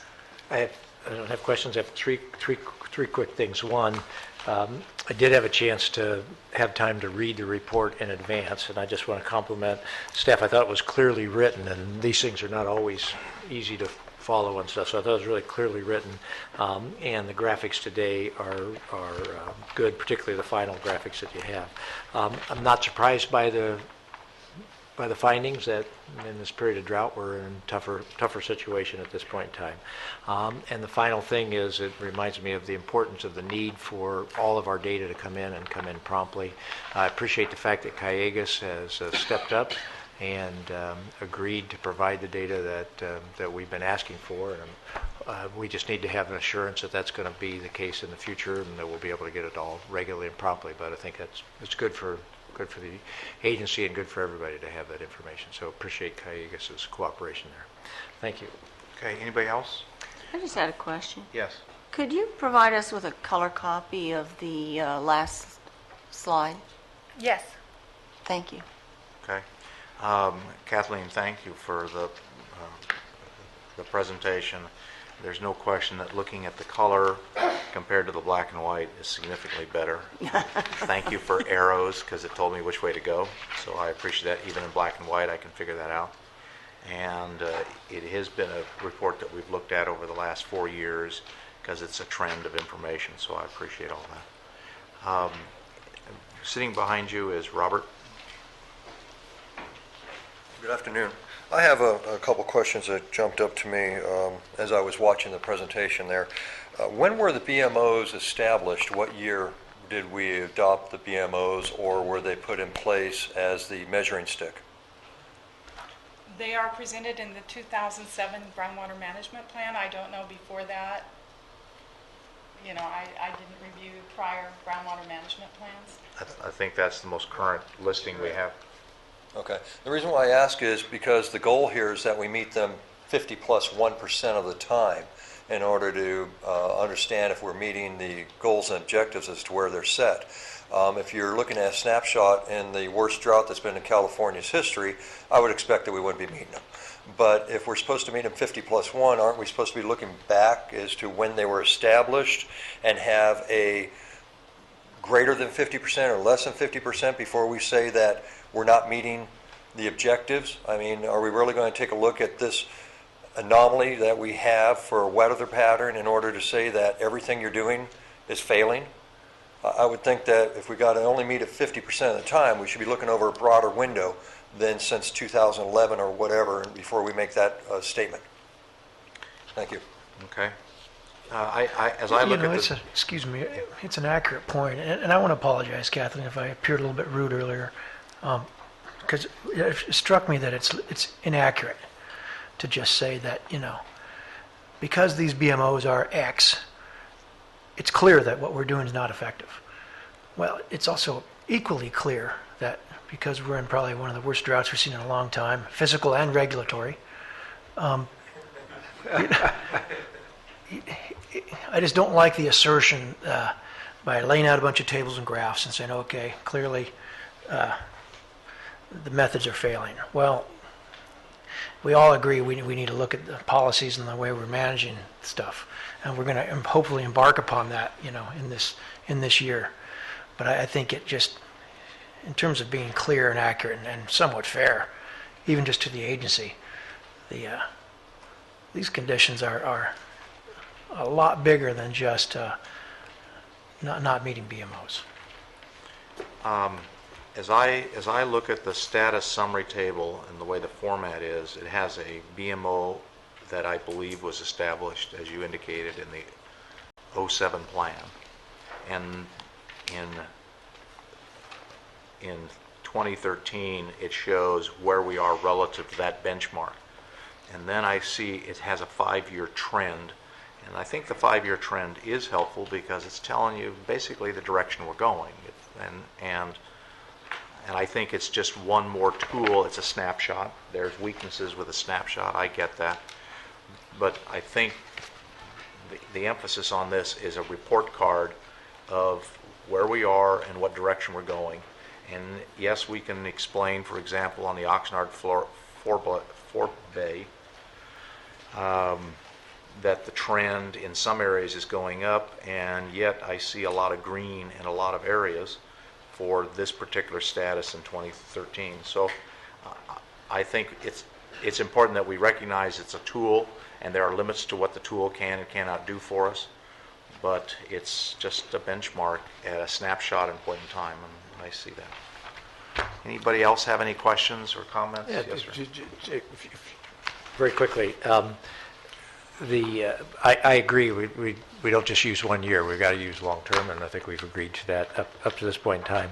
And a statement that all of our policies have been ineffective is inaccurate. I think it is accurate to say that some of our policies have to get better, right, in terms of trying to get there.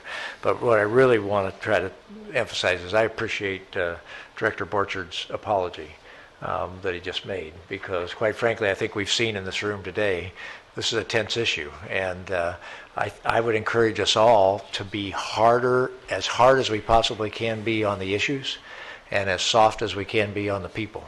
There's nobody in here that's got an ulterior motive of devil horns here. Everybody's just trying to work this out. So be strong and tell us exactly why you disagree, and then try to be as easy as you can. And that was an attempt of that being soft on the people, and that's a great way for us to kind of move forward. So thank you very much. Anybody in the audience have any questions? Okay. Move to receive and file. Motion. Second. Second. All in favor? Aye. Aye. Opposed? Hearing none. Let's deal with item number. Thank you, Kathleen. Item number 4. There are 3 different requests that are going to go through. Let's see if we can go through them fairly quickly and get to the public and see what folks want to do and hear. So if we can go through the information quickly, it'd be helpful.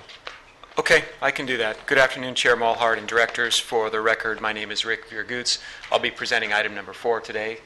Irrigation Training and Research Center funding to provide technical assistance to the irrigation allowance program under Emergency Ordinance E. So I have a very short presentation. Just to recap, in July 2011, the board did approve an agreement with the Irrigation Training and Research Center, I'll refer to it as ITRC here on out, to conduct quality control of the Irrigation Allowance Index. So that was in July 2011. And that agreement expired before all the work products were needed. One of the reasons is because ultimately the GMA determined to shift the start date of the Irrigation Allowance Index program an additional year into the future. And because of that, the information that the ITRC would have evaluated came in after the contract ended. So the total amount paid to ITRC under the previous agreement was just about, well, it was $11,766. There's approximately $21,000 remaining on our current budget line item for ITRC. And of course, following your board's input from recent board meetings regarding Emergency Ordinance E, we understand it's important to look to engage Dr. Stiles of the ITRC again. So we're recommending a change to the existing budget line item in the agency's budget that would allow us to do that. If approved, We will ask ITRC to provide a more specific proposal regarding steps to improve the efficiency program. What might that include? At a minimum, it would include a review of the 2013 data, the information that was filed, and we would ask ITRC to make recommendations for improving the program, fine-tuning the water allowance values, things of that sort. It would also include presentations at workshops, probably at least 2, maybe more. And we've also, we have an interest in Dr. Stiles working with a newly formed grower group. Sorry, I don't have an official title for him yet, but that's a group that's been formed to look at how best to work on the efficiency allocation system moving forward. I just solved your problem. I just named the group FGG. I'll put it down because I won't remember otherwise. So today I did talk with Dr. Stiles some, and we went over this concept. I think he's generally agreeable with it, but the details are important, and those will need to be worked out moving forward. So our recommendation is to increase the budget line item for the Irrigation Training and Research Center to $65,000, direct the increase of $44,123 to come from the contingency fund, and direct the executive officer to request specific proposals from the ITRC necessary to make these improvements and meet the goals of Emergency Ordinance E. And that concludes my presentation. Okay, any members have any comments? Yeah, Mr. Chairman, I think that it's important that we have Dr. Stiles or some equal review and tighten. We're making everybody live by these numbers, so they should be as defendable as possible. Okay. Seems like it certainly promotes our goal of trying to make everybody more water efficient, you know. So, great. Anybody in the audience have any comments? Okay. I'll move the approval as presented in the packet. Second. Okay, motion and a second. Let's have a roll call, please. Chair Mulhart? Yes. Director Craven? Yes. Director Bennett? Yes. Director Kelly? Yes. Director Borchard? Yes. Okay, let's deal with item number 5. Okay, thank you.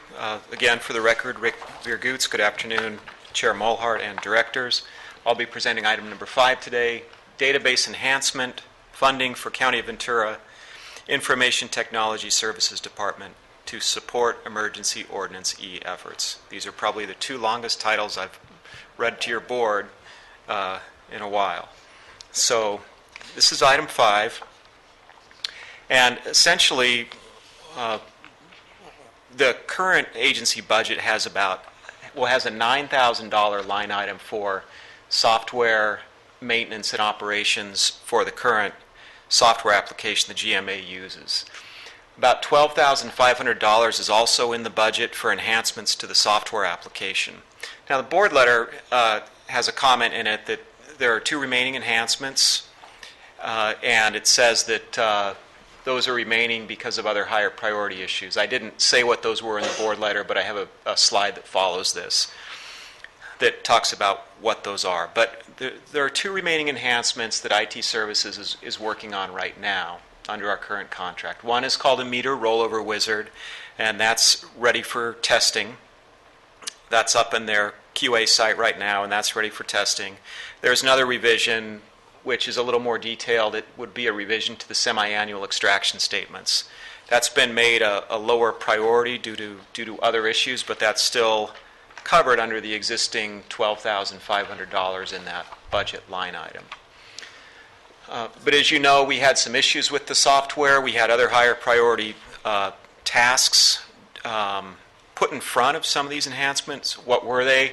One was working with the ITST business analyst to better define the processes, and that's ongoing. Also updating data search features and making changes to the interest and penalty structure. That was quite an involved process, and I won't go into those details, but when your board adopted Resolution 2013-1, that required a lot of programming changes to the way the system previously calculated interest and penalties. And then improving the database architecture is also ongoing. And there's been a huge amount of work in that. And that's all good. Okay. So Emergency Ordinance E will require revisions to the software application yet again. We're going to need to replace the adjusted historic allocation and or baseline amounts with this TEA that we've talked about. The forms will have to be updated. The way the forms are populated and the way that information is shown will have to be changed some.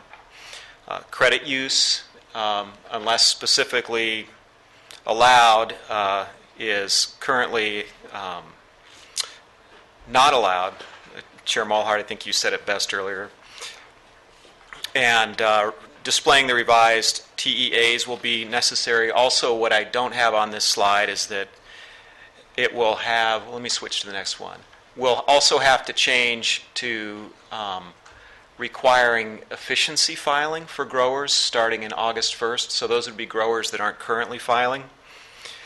And we'll also have to have a short period filing for January 1 through the end of July this year. Those are going to require some revisions in the software.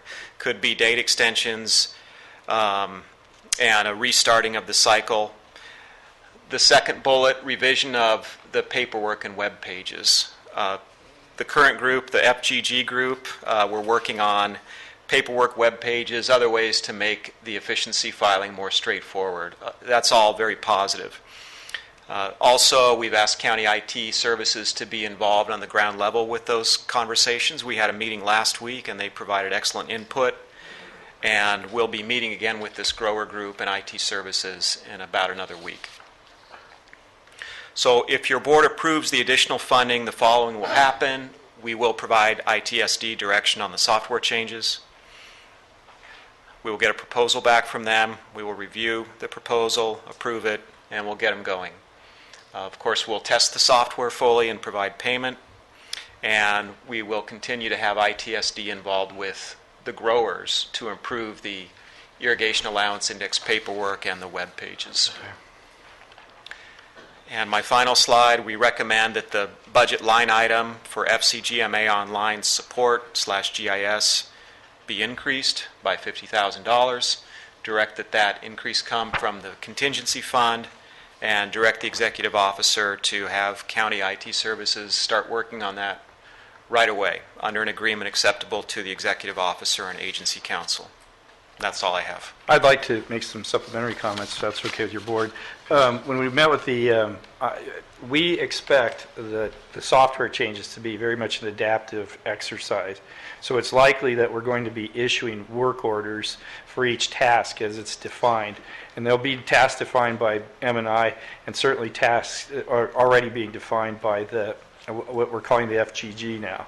The FGG has agreed to sort of take a lead role in the technical, with us, on the technical direction to both IT and to Stuart Stiles, and we'll take care of the administrivia. So you can think of that $50,000 and the $65,000 as sort of this not to exceed amount unless we come back to your board, but we'll probably be issuing individual work orders that describe elements of work in a series, not just one big proposal. We're not going to wait until we got it all mapped out to start the work, in other words. So that's the way it's structured right now, just for purposes of clarity. I'm glad you said that because I think it's critical, you said it in your staff report, because Emergency Ordinance C was adopted last week, this takes effect in August, it's critical the agency staff begin arranging for software changes and testing now. I think it's absolutely critical. There's things that this agency must do to make this emergency ordinance work, and we can't wait to get these tasks done. Growers need to be educated on how this new form will look so that they can start collecting the data. So come reporting period, they're not scrambling for data. All that has to go on. We have to make sure that staff is not overwhelmed with workload, and therefore we have to make the online system more functional. We need to do all of that. So having these things work together, I'm pleased that the growers group has had their first meeting on Friday. I believe they're meeting again on Friday and next Friday, and I think that's exactly the process we ought to go through. they're going to work and design the form, help manage the process with staff right side by side, so we're working in parallel and moving this ball down the road, so I'm pleased. Anybody in the audience have any comments on this issue? Anybody in the board have comments on this issue? Two, Exec Officer Pratt, is Dr. Stiles happily working now with the newly christened FGG? Rick's got later information than I do, than in the discussion I had with you, so it would seem so. I'd turn to Rick to answer that question. I can tell you I talked with him this morning. I told him that was something we'd like him to do.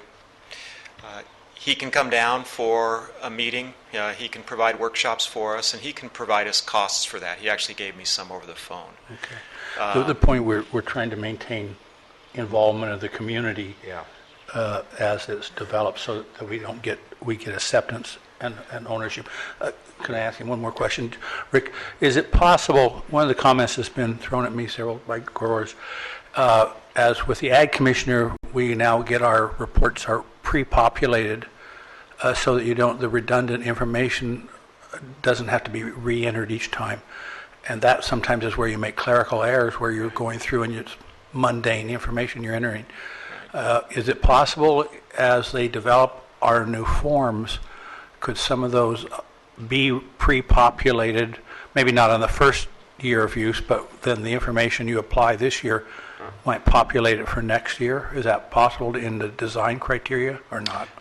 Yes, it's possible, and we actually talked about that a little bit last week with the FGG group, is possibly having the computer, save the previously filed statement, Right. and for those growers that, don't change things, that would be easier for them to. Well, your state well number and some of those other things are all going to stay the same forever, but those are good opportunities to make clerical errors if you're repeatedly entering it. Right, and there were some other ideas too. I'll just take a moment. One of the ideas actually came from IT services, was that maybe they can create a simple Excel file that the growers could download to their computer at home with drop downs of the crop types and the water allowances, and they can use that, get the numbers put in for the crops that they grow, and see what their allocation will be. They could use it as a planning tool, and at the end of the year, if everything checks out, possibly they could just upload that to the GMA site. That would improve that would make the reporting quicker. If I could underline what Rick's saying, that came up in the pre-population, it came up in the verification, the self-verifying drop-down stuff. Correct. So and IT, it was IT. Rather than trying to program it into the GMA software, they thought of this sort of much less expensive workaround that accomplished all the same things, to give IT a nod. And IT's in the audience if you want to bring them up here and work them over a little bit, like you did the last time. That would be at the chairman's discretion on the time allocated. I think it's important for the board to know that John Grether, John, Chris, and Alden are 3 members of that growers group and sat through the first go-around. Are you guys pleased with, I know, John, you and I had a conversation to start this thing off. John and I have been communicating. You guys pleased with the direction we're going, and that it'll eventually tackle some of the issues that are raised here? And we have a hard deadline that we have to meet. And I am also of the opinion that I understand professors are professors and time commitments and the like, but if Dr. Stiles doesn't work for you, then we're willing to go some other direction, because I think the board and the agency know that we've got to get this done. We cannot come up to the reporting period and go, we screwed up, and then ask for people to make cutbacks, because we're going to lose in that if in fact cutbacks are required. I don't know if they are or not, but we have it in our schedule. So I think the process works,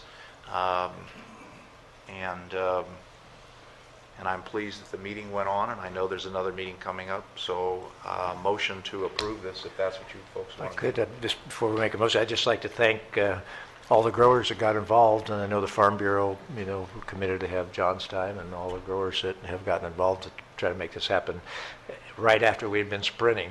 Right? I know everybody went, here we go again, but it's going to take a lot of work to move forward and stuff. So thank you very much.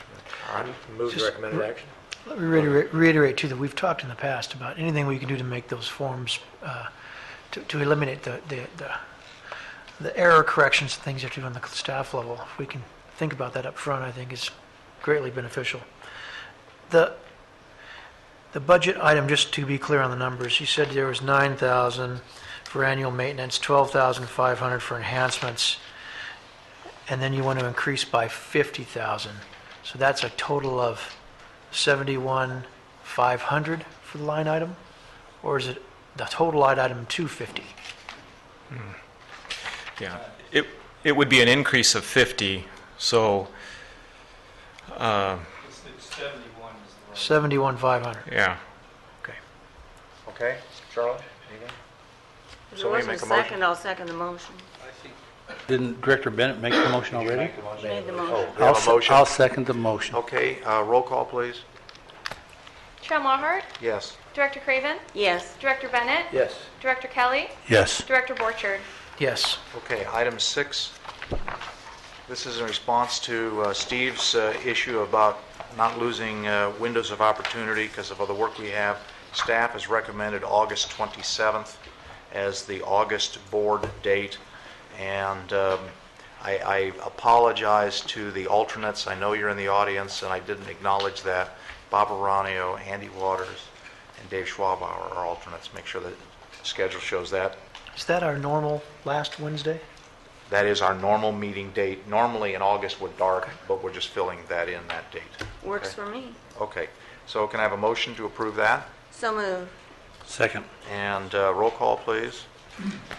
Chair Mulhart, Yes. Director Craven, Yes. Director Bennett, Yes. Director Kelly, Yes. Director Borchard. Yes. Okay, before we adjourn, I'm going to go back to board member comments. One of the things I think we need to include in next month's agenda, I'd like staff to be working on it, and that is the issue of a basin replenishment fee. It was discussed, I think, at the grower workshop. It came up a number of times. We heard it in the process of passing the ordinance, the emergency ordinance. I absolutely believe that a basin replenishment fee is crucial to the solution of our overdraft. I believe it's crucial to solving some of, frankly, the city of Oxnard's financial issues. It may not solve the short-term cash flow. I understand that because there's time that goes through. I believe that we have to purchase water and leave it in the ground so that we don't have a net zero, that we actually replenish the aquifer. And I believe the only way we're going to do that is to make a financial incentive for the city of Oxnard to deliver water, get paid for that water, and we as growers or community leave it in the aquifer.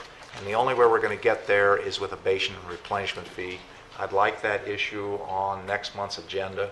I would like to ask that the group begin talking about that, because I think that is in fact going to be a crucial issue for us going forward, is the basin replenishment fee. Associated with the basin replenishment fee is kind of a quick turnaround for this agency to be able to have the authority to do that kind of operation. We need some legislative relief. We need some relief in our enabling legislation that gives us that kind of authority. United has that authority, but United's boundaries don't parallel this agency's boundaries. And my understanding from Jeff is that Rob Roy has indicated there may be a window of opportunity to deal with that issue. There is some legislation in Sacramento that's probably going to not go, but that may open up a window that we could use. And we have gotten some feedback from our assembly person and from Hannah Beth Jackson, I think, has indicated that she would support pushing that kind of relief through legislation. That if we were to create a basin replenishment fee structure, we would have the legislative power to do that and to collect those funds and to use it within the agency boundaries as we determine. So we have a number of issues that are in front of us that if we don't address these issues, then this whole emergency process will put us right back where we are 18 months from now, where I don't want the agency to be in a position to have growers or cities say, you had 18 months to do your homework and you didn't get it done, and now you're asking for more cutbacks when there really weren't necessary, because if you'd done your homework, we wouldn't be in this position. So, but for us to do our homework and to get this stuff done, we need to start talking about it now. And Jeff, I don't know what the time frame is for this turnaround associated with getting into the agenda, or Mike, I don't know if it was either Mike or Jeff that raised the issue. Talking about a gut and amends, they can do that up to the last minute, but they need to have their support lined up. So if, yeah. Do you want me to speak to that? With Rob Roy, typically the chance to introduce new legislation ends about February of the year. So we missed that one. Rob has said that legislators he's talked to would be the ability, they have the ability to borrow a bill from someone else that's going nowhere, and he called it a gut and amend. But then he still has all that other process that he has to go through to develop support in Sacramento for it. So his suggestion was the sooner the better. When I said, can you give me a timeline? He said, how about 2 to 4 weeks? And I said, well, I'm not sure our board's meeting that soon. And if you wanted to meet that timeline, we could certainly schedule a special meeting to consider what sort of legislative changes the GMA board's willing to entertain. As I understand it, it might be a little broader question in that the way I've heard the stakeholders talk, they think it's silly that your board only has demand authority, and they wanted you to get over to the supply side somehow. I don't know how far they wanted you to go. And so there's a little bit of discussion needed. And I was thinking if that discussion waits a month, we're probably another month out to doing anything. So we may want to think about a special board meeting. That's the best I can do on timelines. Okay. It's going to be all over the end of August or the end of September. So if we're going to do something, we need to move fast, because they have to develop support and they need to know what they want before they can do that. If we were to get that kind of authority, it doesn't mean that we go out and build things. It's still going to go through the same process that we're going now. It just gives us the authority. If we don't do it in this year's time frame, by the time we put it into next year, it doesn't become effective until 16. And that's way, way down the road. And I think we owe it to ourselves to have the ability to be able to honestly think about the supply side of the equation and give us another tool, and it just takes that mechanics to do it. The actual process of how much, who pays, where the money goes, what you use it for, those are all questions that we'll do as an agency with the community the way we've done before. But getting it into the process.